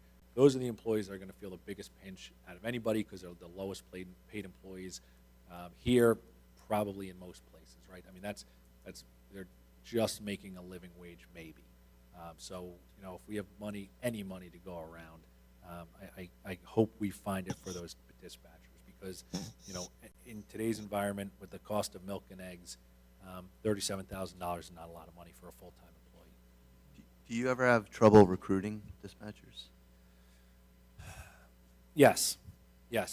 But the reason I pause is because I don't think the salary is going to help you there either, right? Because again, you're not hiring them because they want to be dispatchers. You're not losing them because they don't want to be dispatchers, right? You're hiring them because they want to be police officers. You're losing them because they become a police officer. And so, do we have problems hiring them? Yes. If you pay them $42,000, I think you're going to have trouble hiring the people we want at least. Yeah. And do you know what their average tenure is as a dispatcher? Yeah, I mean, you could ask Lieutenant Seaford, who's responsible for training them, and he'll know exactly because as each one comes on, he's got to train them. It's probably 3 years. 3 years. Okay. Yeah, I mean, that's me ballparking it, but if I'm off, I'm not off by much. Yeah. And 3 years might be on the high side. Look at all the police officers. Yeah, yeah, and Dispatch between police officers. you know, we should wear it like a badge of pride, Yeah, right? Because, absolutely. you know, we're fortunate to be able to give them an opportunity to work and gain experience before they could become police officers. Pete Bernhardt was the most recent dispatcher who in December left to go alternate route into a police academy. Before that, we had Joe Simeone, who left here. He's now a police officer in Bergen County, right? So we are fortunate to have the opportunity to train a lot of police officers and train a lot of our own police officers. We're fortunate to have a lot of people who are officers who started as dispatchers here, and I've seen our civil service list. We've got a lot of people on our list that are currently dispatchers in Waltham. I think we should be very proud of ourselves because Yeah. of a lot of the other towns, they have central dispatches, and their police departments are like shut down at night because there's no dispatches there. Whereas with us, we've always took a stance that we will always have dispatches to keep our building open, and also all of our dispatches somewhere along the line either become police officers with us, or they move on to be police officers somewhere else, Yeah. and we get them at the ground floor, and they're trained by our police department to know what's going on. Yeah. Can I ask a question about the police officer salaries? Yeah. I don't know if I just didn't understand it, but how are people going like, I don't know, from like 88 to 97 in a year? So two things are happening. They're moving up in their step guide. Okay. So they, especially if they're low in their steps, they could, I want to say that our last contract, it was somewhere between $6,500 and $7,500 per step. I think it was right around there. So they're going up in that step, and then they're going across in the year, so they're getting a percentage increase. So they could be going up by $7,000, let's say, and then going over by 2.1%. So that's why. And I mean, we could really get into it. Part of the reason why the steps are so great is because we hire at such a low salary. So you're looking at a police officer who is hired earning 39, and I want to say the max for police in the officer title is like in the 120s, 130s, right? So there's a big range there. Yeah. That's to our benefit because we hire them low, to our detriment because when they're all top step, they're all top step. It's really hard to budget for people moving through steps because they just grow so exorbitantly. Okay, thank you. Yeah, you're welcome. I don't know if I'm wrong with this. Are they getting the 2% on top of adding the 6,500 on? Or That's right, is yeah. it- So they're getting 2% on the 6,500 that they're just adding on. So they're getting a raise on top of Well, the raise. That's how it works. yeah, that's how it works. If you're a top They're step, a union. if you're a Contractual. if you're a top step, that's how, and that's true for DPW as well. And that's true for most union employees. If you're a top step, you stay a top step, right? So our lieutenants, our sergeants, and our top step and our chief are getting percentage increases and no step increase. But as you move up through steps, yes, you're getting your step increase and your percentage increase. But again, you're 30-something thousand up to 120-something thousand, right? Big. You could have less steps if you want and smaller increases, but you're going to start them at 50 and end them at 110 or so. You know what I mean? So When does the longevity piece come out? I mean, I know they've Come in and gotten rid come of out. that, but it's still We're certain people. phasing out longevity. Yeah, I know But that. we're phasing it out at a time we're phasing it in. So we still have employees who are on this guide that do not show longevity because they haven't, maybe longevity hits in 5 years, longevity then hits in 7.5 years, right? So there's still going to be some employees who didn't earn longevity this year but will earn it next year. But then to Councilman Schlero's point, there is a point where we no longer provide longevity to anyone. And it's a smaller amount.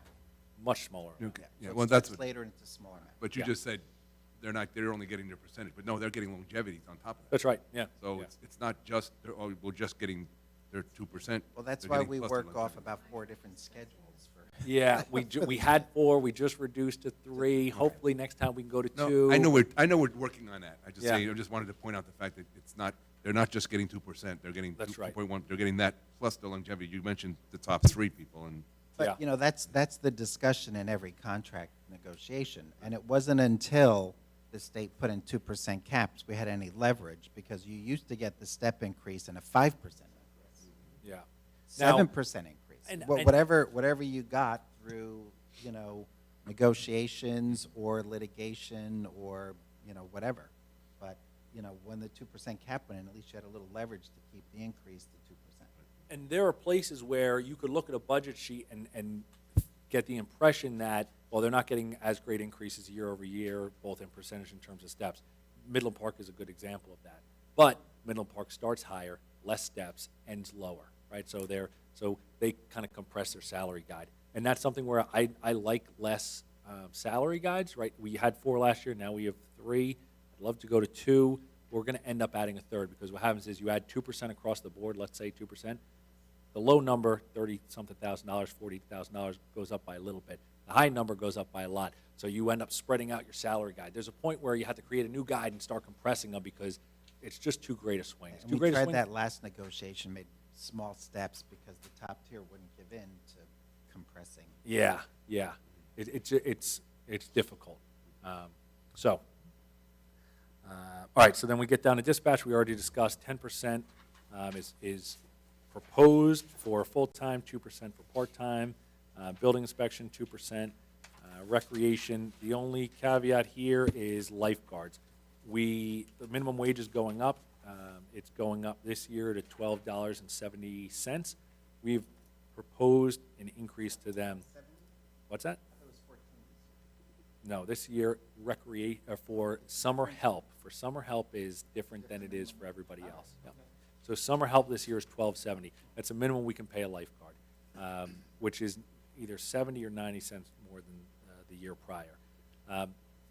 We propose that they increase by more than that, with $15 being a minimum, $15.25 being the maximum for first and second year guards. The reason is, yeah, they're recreation and we can pay them less than minimum wage, but we are competing with Dairy Queen in Wyckoff and the YMCA here, and so yeah, fine, we can pay them less. We just can't. We had a harder time last year getting lifeguards. If we don't pay them this year, and again, you're talking about more pay on low-paid employees. So the money goes, the increase percentage-wise goes a lot further. Our boards, 2%, crossing guards, 2%, fire prevention, 2%, and the fire department, for the officers in the department, no change. Questions on salary, generally? All right, so then let's go, after salary, we're going to flip over to the state budget, which has, at the very top, it says appropriations. And you've got a department column, a salary and wage column, and an O&E column. Sorry, Patrick, where are you? So it should be immediately after the, Operating budget? no, it should be, right after the operating budget. So what page is that? So it's right after page 40. 40. Yeah, right after page 40. Oh, thank you. Matt's happy to come around and guide anybody.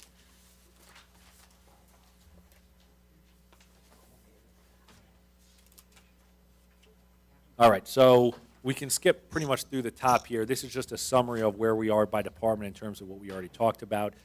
These are separated by in-cap and out-of-cap. So the first page and the top of the second page is in-cap appropriations. So you see your total in-cap appropriations, $4,944,000 for salary and wage, and $5,755,000 for O&E. Now, that adds up to $10,700,263.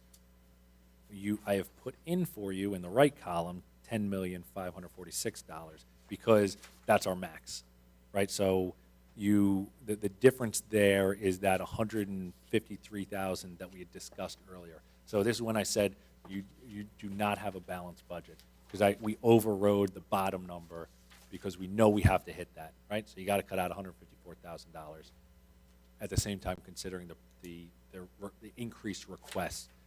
So that's kind of where we are. We go down and now to out-of-cap appropriations, starts with emergency appropriation for the reval, runs through all the out-of-cap that we've already discussed. That's $3,083,000. Capital Improvement Fund, this is all our debt service. That gets you $1,634,000. Our general appropriations now, in-cap plus out-of-cap, is $15,264,000. Reserve fund collected taxes, this is the line that looks at our total amount to be raised by taxation and looks at our tax collection percentage from the previous year, and it says, okay, you have to receive $100,000 in revenue from taxes but your tax percentage collection is 99%. So there's going to be an amount that you don't collect. But we collect for everybody. So we still have to pay the county, and we still have to pay the school, and we still have to pay the county open space. And so we have to, the borough, shoulder the full burden of collecting a little bit extra or funding a little bit extra, knowing that what we don't collect, we still have to pay out to those other places. And it becomes a great amount when you consider that the municipal budget is 19% of the total tax levy. The municipal tax levy is 19, 20% of the total tax levy. The school is 70, the county is the last 10, right? So we got to calculate for that 70 plus 10. And that's this number, just under $1 million. So just refresh our memory, we do very well, just so everybody remembers. I mean, we have outstanding tax collection, but where are we winding up approximately 22? 99%, Yeah. 99.9. Last year, I think it was around 99.4. We don't have this year's yet, but it should be right in the same. Right in that same. So just keep in mind, yeah, that's outstanding work by Colleen. And our her- residents, too. Our residents are happy taxpayers. Happy taxpayers. As long as they have a calendar. Yep, give them a calendar, they'll be your friend. Yeah. But there are some towns where this is an issue. I mean, occasionally the state will come around with the thought of telling you what your reserve should be. Yeah. But we like our reserve because we have such a great collection rate. Yeah. So we're always happy when the state goes away and leaves us alone. But it's still almost $1 million we have to put there just in case.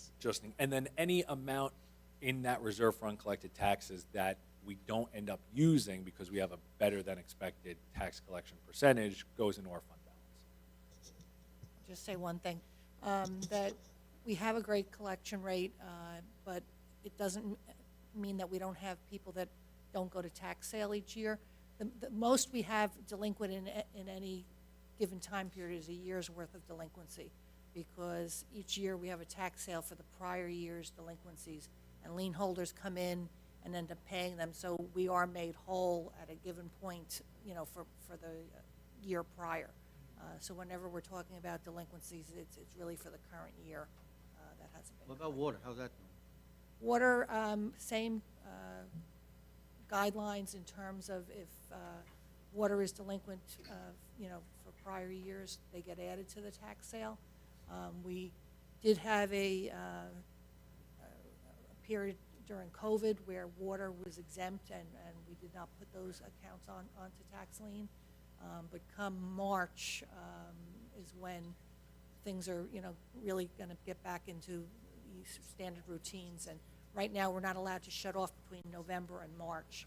But in March, I would anticipate having to go do some shut-offs. And I mean, we work as best we can with the, residents, and, it's not an easy thing to do. Have you received any complaints on the increase this year? Any complaints on the water rate increase? There was no There's water been rate no increase. water rate increase, no. We I thought haven't we- increased the water rate since 2012. I thought we did in last year's budget. Nope. No. Increase. Nothing with water? Nope. Nada. There will, once we get the PFAS system installed, we understand what that debt service cost is and what the maintenance increase is, I would recommend we do another rate study. We probably would have done a rate study last year or this year, but for knowing that, we'd have this dramatic increase in costs. We didn't charge anything extra for water? No, No. Last year's budget? Not since 2012. not a dime. We increased something with water. I last can year.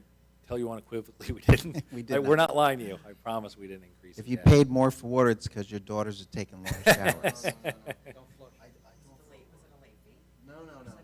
Nah, no change there. I thought we discussed it. The only, what else was I was just going to say something else.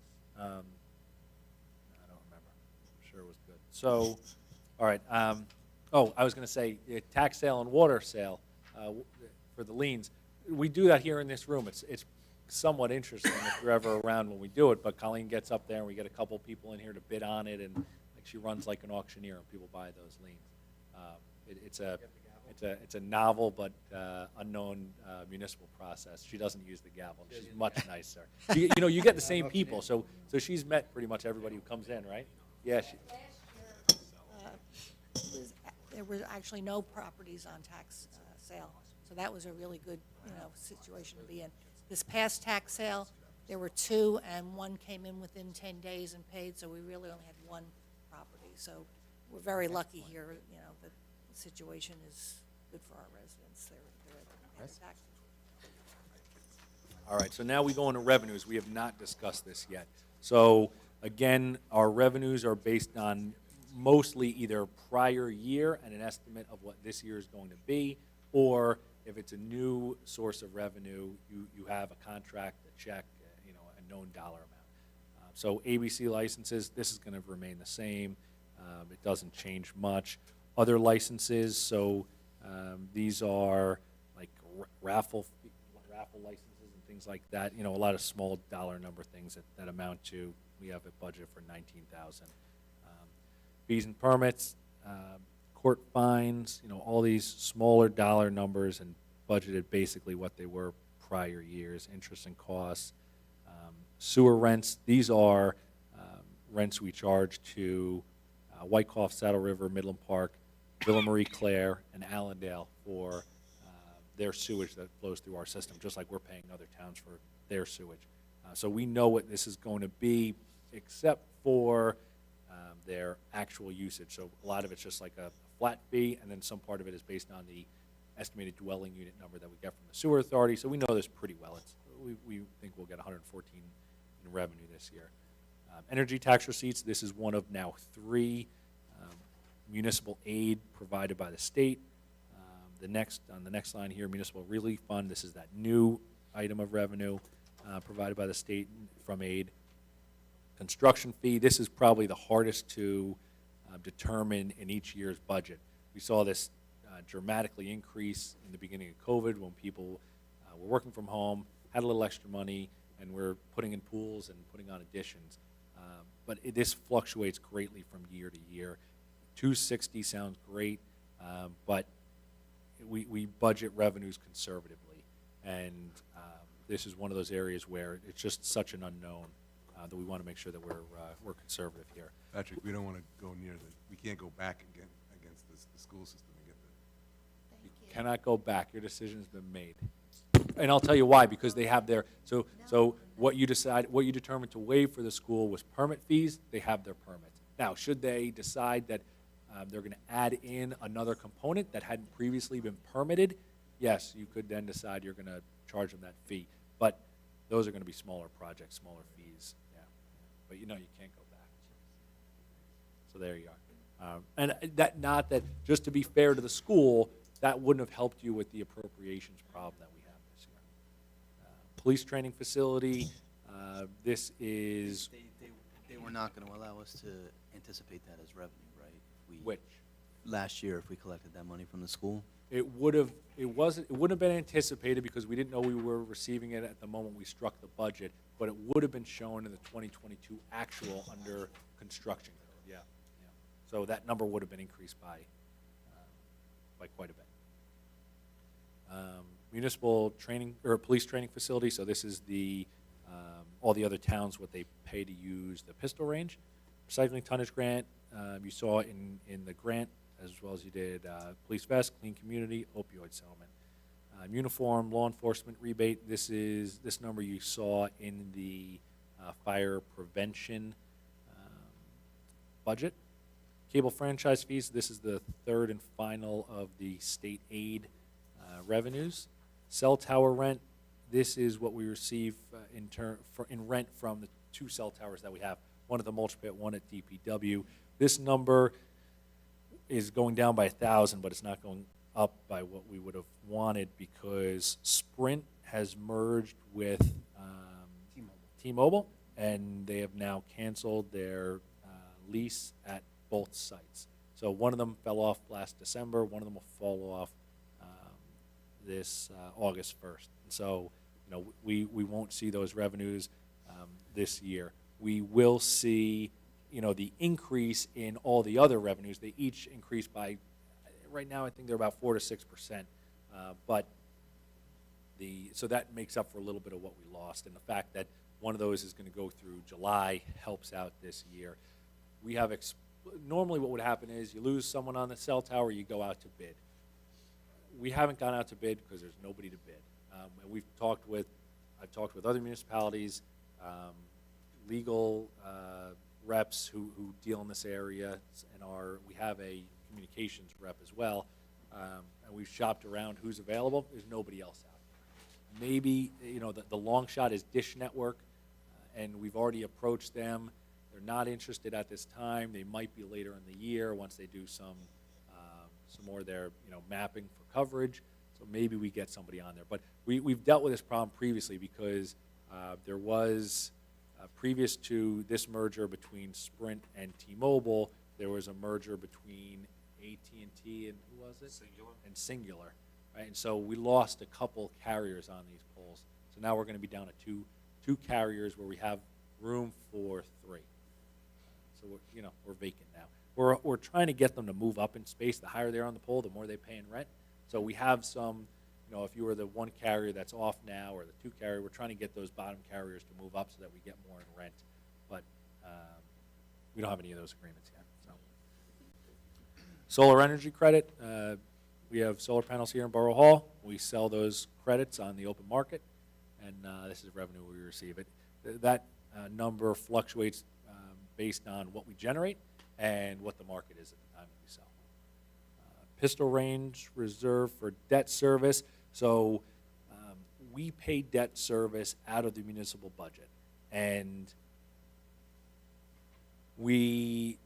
but we want, for the pistol range, we want that debt service charged to the pistol range. So we show it as revenue here so that we can take money that was collected for the pistol range and put into pistol range capital fund. We then take it out of the capital fund, see it as revenue, and use it to pay our debt service. It's a kind of a big circular. But the reason this has gone down, in the first, we did that big project at the range. That's what this debt service is for the new targeting system and the bullet berm rehab. That was finished, and it was finished right after we had we struck the budget, but before we started paying this debt. And so the first year that we had debt service, we couldn't actually charge it to the range. So last year we charged them 2 years of debt service, them being the trust. The other municipalities don't even realize this. And this year we're going down to just 1. And you'll see this same exact number in every budget for the next, I think it's a 7-year payoff, right? It's something around there. It'll be that same number. Yoga revenue. So this and tennis. We have money in a trust from tennis and yoga. Neither of those programs we have any longer. We'll realize it as revenue. This is more of an accounting function than anything. And then the last one, you have the emergency appropriation for Borough Hall. So this is $200,000 that you had appropriated, less the $2,500 deductible. So we expect to receive a $197,500 check from the JIF. That'll be treated as revenue.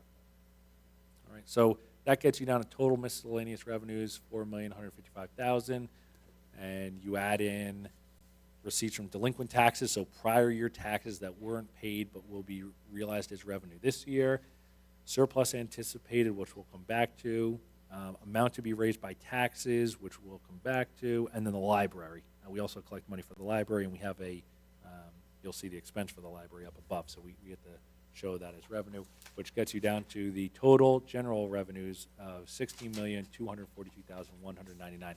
That number matches total general appropriations, has to match, right? So depending, if we find a way to increase general appropriations, that bottom number changes, and the reverse is also true. So, we'll keep, and that's why fund balance is important, because those small changes you balance with fund balance. So with fund balance being surplus. That kind of helps you, especially for the taxpayer, helps you smooth out a lot of those peaks and valleys and keep your tax rate consistent year to year. So let's go back to surplus. That's how you balance out those peaks and valleys.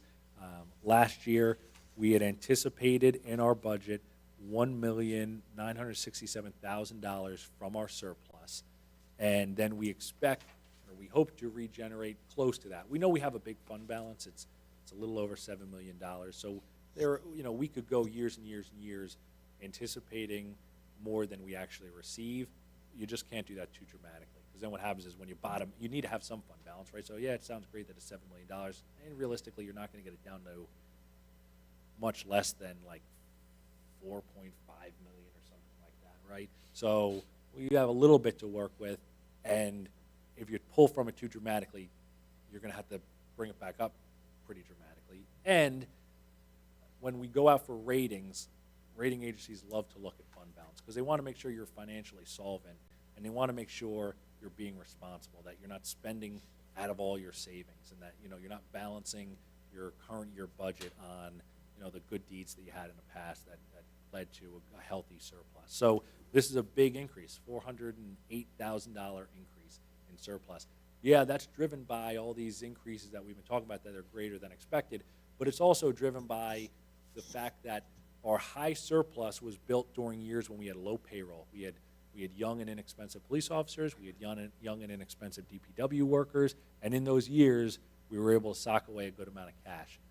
Now, and Paul had highlighted this before, now those employees their salary and wages are increasing at greater than 2%, greater than 5%, and their expenses, they're young and low paid, now they are older, married, dependents, medical coverage becomes more expensive, right? So very quickly, our surplus can dramatically change. It's going to over the next couple of years. And so we have a healthy surplus, but we're using $408,000 more this year than we did last year.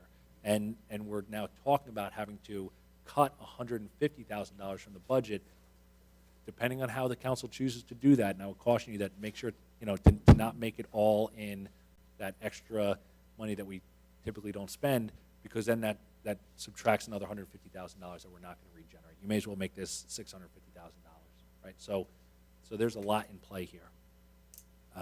Questions specifically on fund balance surplus? No? Okay. No question. All right. And there's another page that we'll get to just after this that shows a little more of that global look.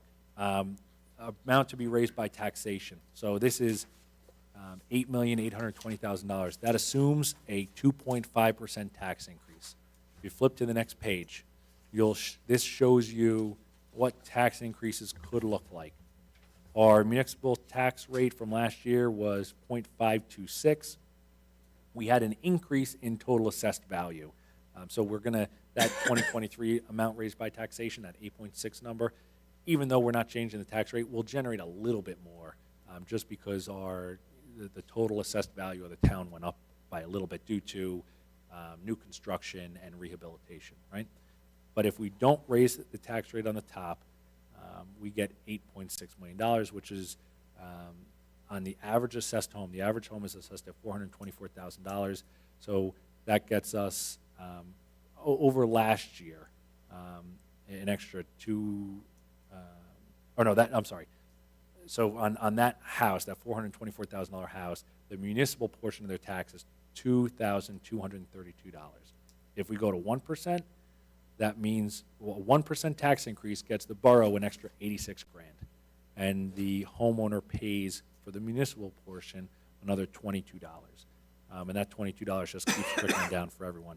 If we increase taxes by 2%, we get another $172,000.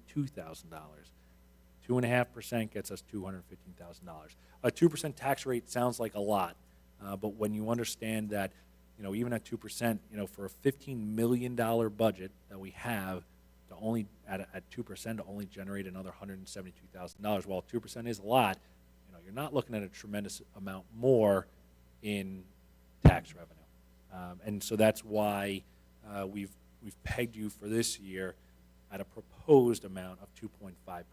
We could responsibly go higher than that. We could responsibly go somewhat less than that.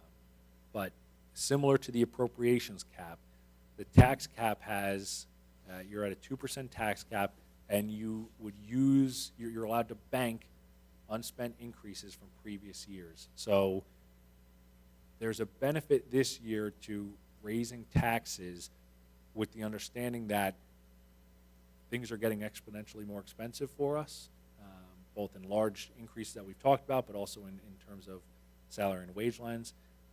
And we want to make sure that we know that we can't make up those dramatic increases in one year with a 2% tax increase. So you have to You have to know that, yeah, maybe we want to keep it at 2%, but maybe we got to go to 2%, 2.5% this year, because in 3 years, we're not going to be able to go to 4.5% or something. So that's the consideration to make. And then similar, since we're talking about the tax cap, similar to the appropriations cap, there's loads of exceptions. There's some exceptions to it, which are shown on that increase page that I talked about. And a lot of them are similar to the appropriations cap. So out of cap for taxes are the sewer authority and debt service specifically, that don't count towards that. So questions now on the tax increase? Just on that last column, the average assessed home, Yeah. amount to be raised by taxes, I see like 2,232. What does that number actually represent? Municipal portion of your Of tax the bill. municipal portion, The understood. municipal portion. So the when you look at increases, like the difference between the 232 and 254, if we went, it's a 1% difference, but it's the difference of $22,000. Or $22. Yeah, that's $22 for the municipality. You look, and we're 20%. You look at what the school's going to be. You look what the county's going to be. A home's going to pay more than that. Okay, got it. So on average, $58 a year on average per home Yeah. For the municipal portion. Yeah. for the whole year. For the whole year. Okay.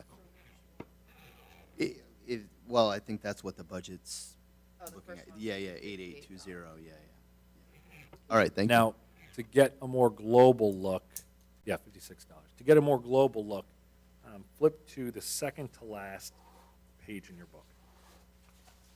So, not everyone's seen this every year, but this is a line for, I don't have that. That's all right. So, no, I have it. Okay, so this just shows you trends. I'm happy to show it to you however is most useful to you. So I have this in Excel. You want to see it in pie charts, line graphs, whatever you want, bar charts, I can do that for you. I prefer to look at numbers because it's less distracting. So on here, I have trends because as you think about where we're going with taxes, where we're going with surplus usage, where we're going with the increase in appropriations, I think it's important to know what we've done in previous years. So the top number there is fund balance. So this, right, is that what you have? Tax base. All right. The top number is tax base. So this is what we have increased our tax rate each year.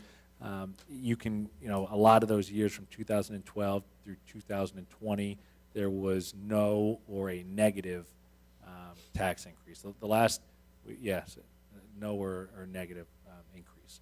For appropriations, you see that change starting 2012. We were negative in a lot of these years. We were almost 3% in 2020. We were slightly negative last year, or 2 years ago, and a big increase last year. So we're looking at another big increase in 2023. But part of that reason why we're in this tax or in this appropriations cap trouble is so many years we were zero or negative. Surplus anticipated. So this is the real balancing act. How much are we anticipating in the budget? If you go back to 2013, we're anticipating $700,000 in the budget. You look at what we did last year, $1.8 million in the budget. Obviously, we're anticipating more as we generate more. We're now moving to a period of time where we're going to be anticipating more and generating less. And that's okay. Again, that's the whole leveling out the peaks and valleys. You just want to make sure you do it in a way that's not too dramatic and doesn't set you up for failure in future years. But one thing you'll see is, I expect you'll see next year, if you flip to the next page, fund balance increase, right? So this is when I talked about, employees were less expensive. In 2014, we're generating $866,000 in increase. So that means that we anticipate one amount as surplus, and we generate $866,000 more than that number, right? So that's quite high, and that's how we go from 2.2 to 7.5 in terms of fund balance. You can see that that's trending less and less each year. In 2020, we generated $67,000 in fund balance. Now, this number is a year delayed, so the 2020 number is actually some unspent appropriations from 2021 and revenue from 2020. It's a year before that, unspent appropriations from 2020 and extra revenue from 2021.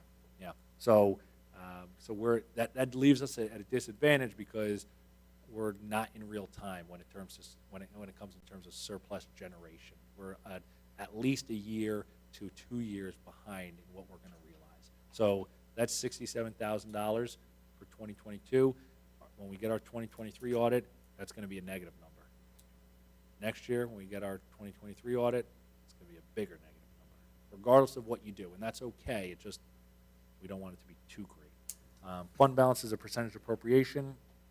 So this is common across municipalities. You'll say, fine, a $7.5 million fund balance, that may seem a lot, but if you've got a $100 million budget, that's not very much. So municipalities are always looking at what's your fund balance as a percentage of your appropriations, and a rating agency will want you to be responsible and have that between 15, 20, around 15, 20, 25%. We have a fund balance policy that says, I think it's over 30%, 40%, we'll start to look on ways to spend it down. We obviously knew that this was coming, so we didn't spend it down actively. But that's our percentage of appropriation. If you told most other council members, oh yeah, I'm in Waldwick and we got a 50% fund balance, they would be jealous, and they should be. And then our tax rate, that's our overall tax rate, which was on the first page, but it didn't show our tax base. All right. So those are global numbers, but you let me know if you want to see it in a different way or see anything more. No overlap here, so no.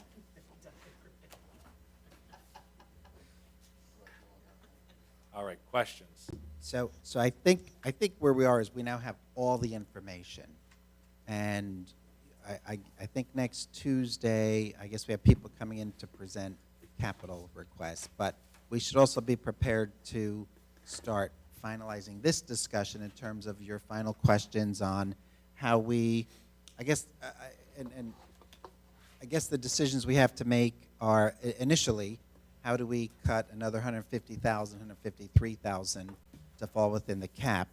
If we were to fund these items not, I'm back on the last page in the book here. If we're to fund scanning, storage, police accreditation, Blower high visibility jackets, or any of them, add that to the 153,000 of items we need to cut, or amounts we need to cut to get under the appropriation cap, how we're going to do that. And the ways we do that are to either cut some of the things we discussed or the suggestions that are below potential cuts from budget. So, when you're thinking about what you want to try and accomplish when we come together next week, it's got to eventually balance out. So if you want to add these things, we have to find additional cuts. If we don't want to add these things, then we at the very least, have to find 153,000 in cuts. We are in a very good position because, as Patrick said, we have over $7 million in fund balance to work with. That helps us. So, we're in a good position there. And it is interesting.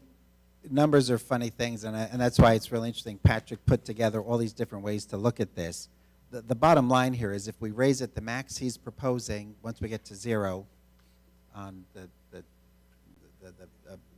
balanced budget, we're still only raising taxes $56 per household, which is really actually quite remarkable when you think about it. But that's because we have the fund balance, and for many years, to be honest with you, when Tom and I first got on council, it wasn't a goal to increase fund balance. It's just because of our fiscal policies and practices, the fund balance grew year over year, and it was available to us to use to stabilize our tax rate.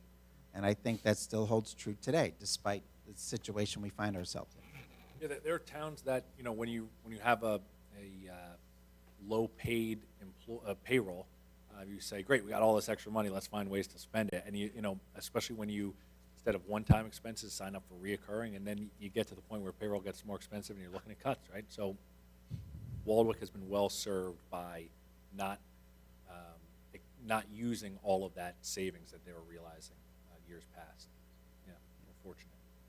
Next Tuesday, we have our meeting. Mhm. Now, we have the police and fire company. Mhm. Is there any way in which we could have them come within the first hour of our meeting, which Yes. starts at 6:30? So once Steve finished their presentation, they could leave, and we could continue looking at the budget. Yeah, so we start at 6:30. I think it would make the most sense to start with police because I think they're going to be a little bit shorter. Get them out of here. Get in a fire. It's going to be a little bit longer, and then get into the rest of Right, it. just like tell them by 7:30, we have to start other stuff. Yep. Yep. Because, I mean, I think that's more important. I mean, Yep. they're important too, but we have Yeah. to figure out how to. And on Monday, I have information on accreditation. I have information on the fire truck. Accreditation is helpful to read through. The fire truck, it's the schematic and a bunch of, what they're going to put on the truck that, is probably won't influence your decision, but you'll have some background on it, at least. So I'll give that to you on Monday. And don't forget, we're gonna start at 6:30.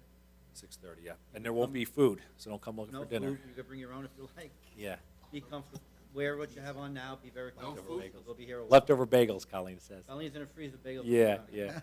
And then between that, so going forward, right, so we have Tuesday, 6:30 for the capital budget, and then we've got 3 weeks before we plan to introduce the budget.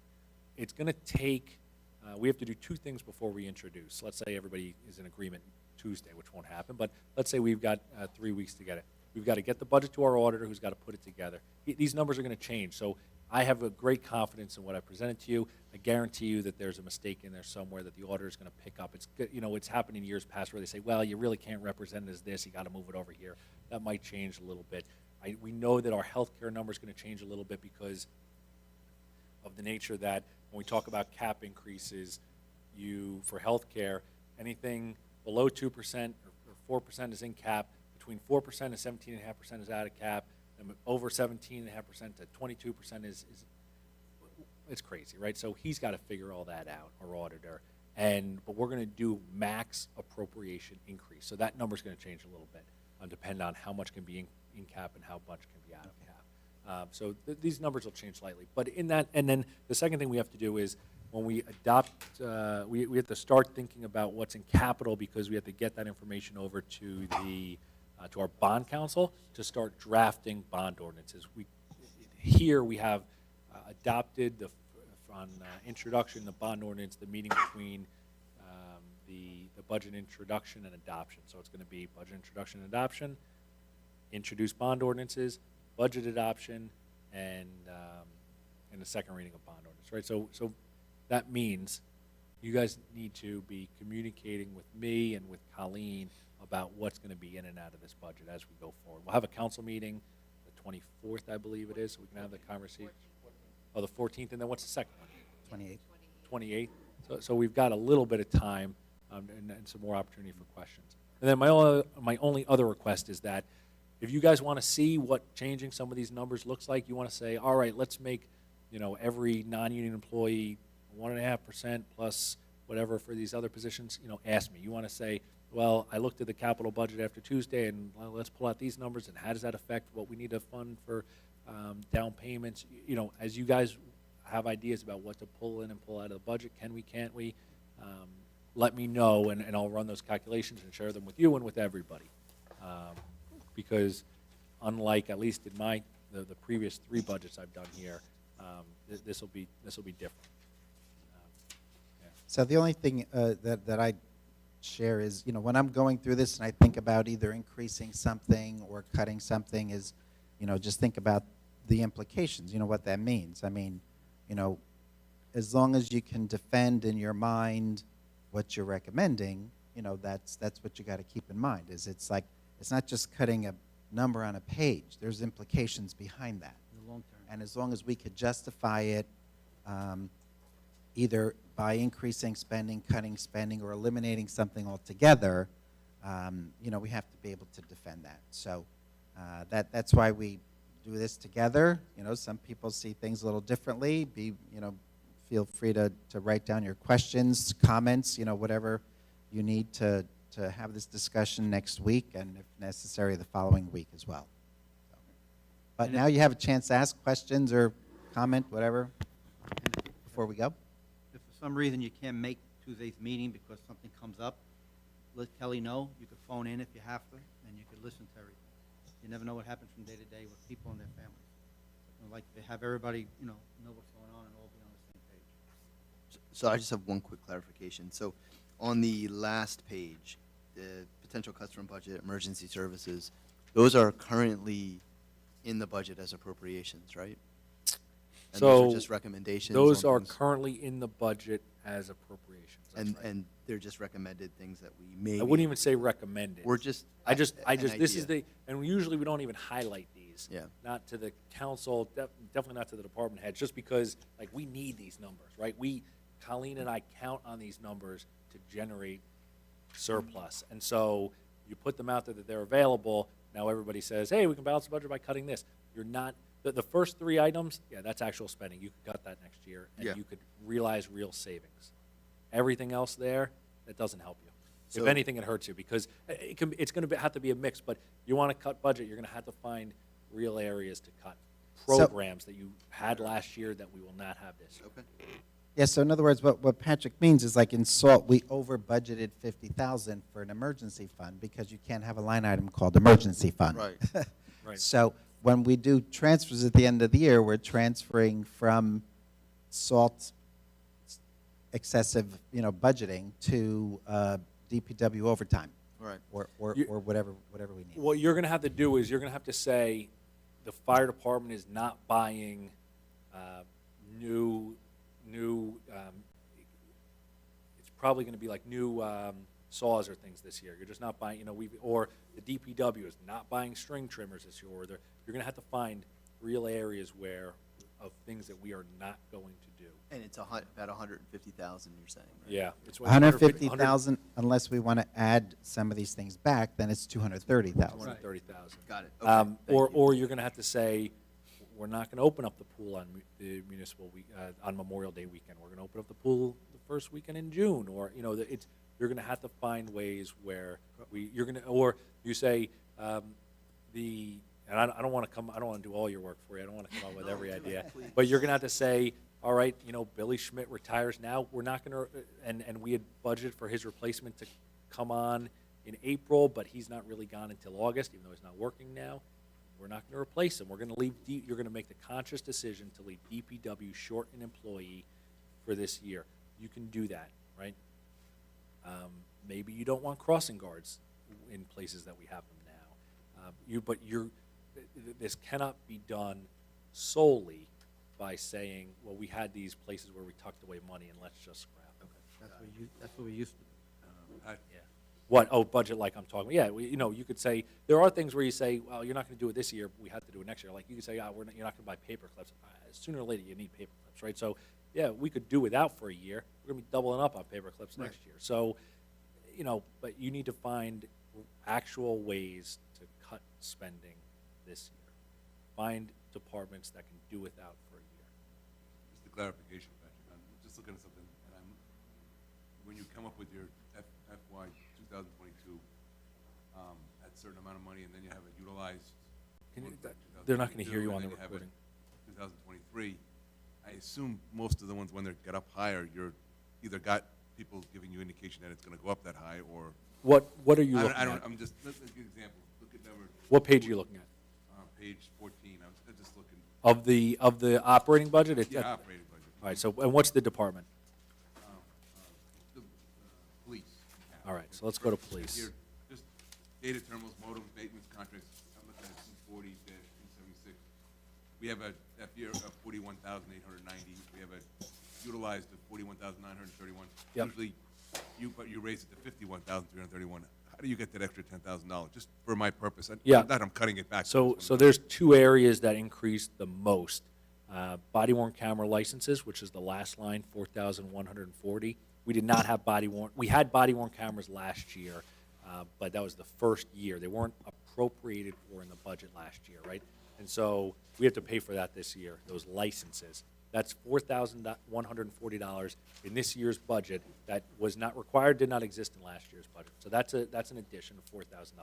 And then the contract with the Bergen County Prosecutor's Office, that's gone up from $6,000 to $8,000. That's a hard cost that we know has increased by $2,000. So that's $6,000 of the $10,000 increase. The other amounts are just, those are a lot of our subscription services, and they've gone up by their 2, 3, 4% a year, and has driven the remaining of that $4,000 increase. There's no, other than that, other than the body-worn camera and the increase of the prosecutor's office, there's nothing else that's new or drastic in terms of an increase. Just going, so for my purposes, if I go and add all these up, it's gonna come up to the 51 or the 41? It's going to come up to close to the 51. You know, in a line like the police department, especially in their contracts line, yeah, you're going to be able to add those numbers up, and it's going to come out. If it's not 51, it's going to be something close to that. Maybe we have like 2,000 in there. That's just in case we need it. Again, don't start trying to cut that, because you're not saving any money. You're not cutting any actual spending. You're just cutting savings. But so in that line, you'll get pretty close to. Colleen will tell you before we finish this. You'll get pretty close. But then you're going to look at other lines like buildings and grounds, or and that building maintenance line. You're going to add those numbers up, and you're going to be like, geez, there's another $60,000 in here. Yeah, because I haven't budgeted that we had a rekey Borough Hall, or that the lights stopped working, or that there's going to be a couple of those things where a couple of those lines that just by the nature of those lines, it's not going to add up. There's no way it's going to add up. I'll give you an example. The next going down to 240, 279 there. When you have in the numbers here, you got 600, 500, 500. You got 1,600. Yeah. That's what you had adopted. Yeah, they'll spend less on glow sticks. 390. They'll spend less on glow sticks, right? So it's a little bit higher there than. But well, I understand that you went down, but you had a budget of 1,600. You utilized only $391, but then so you lowered it down because of the fact that you didn't utilize as much. You Yeah. just lowered the budget down to 1,300. Yeah. And could you decide, well, we only spent $391 last year, so we're going to budget $391 this year, and that's how we're going to help balance the budget? You could absolutely do that.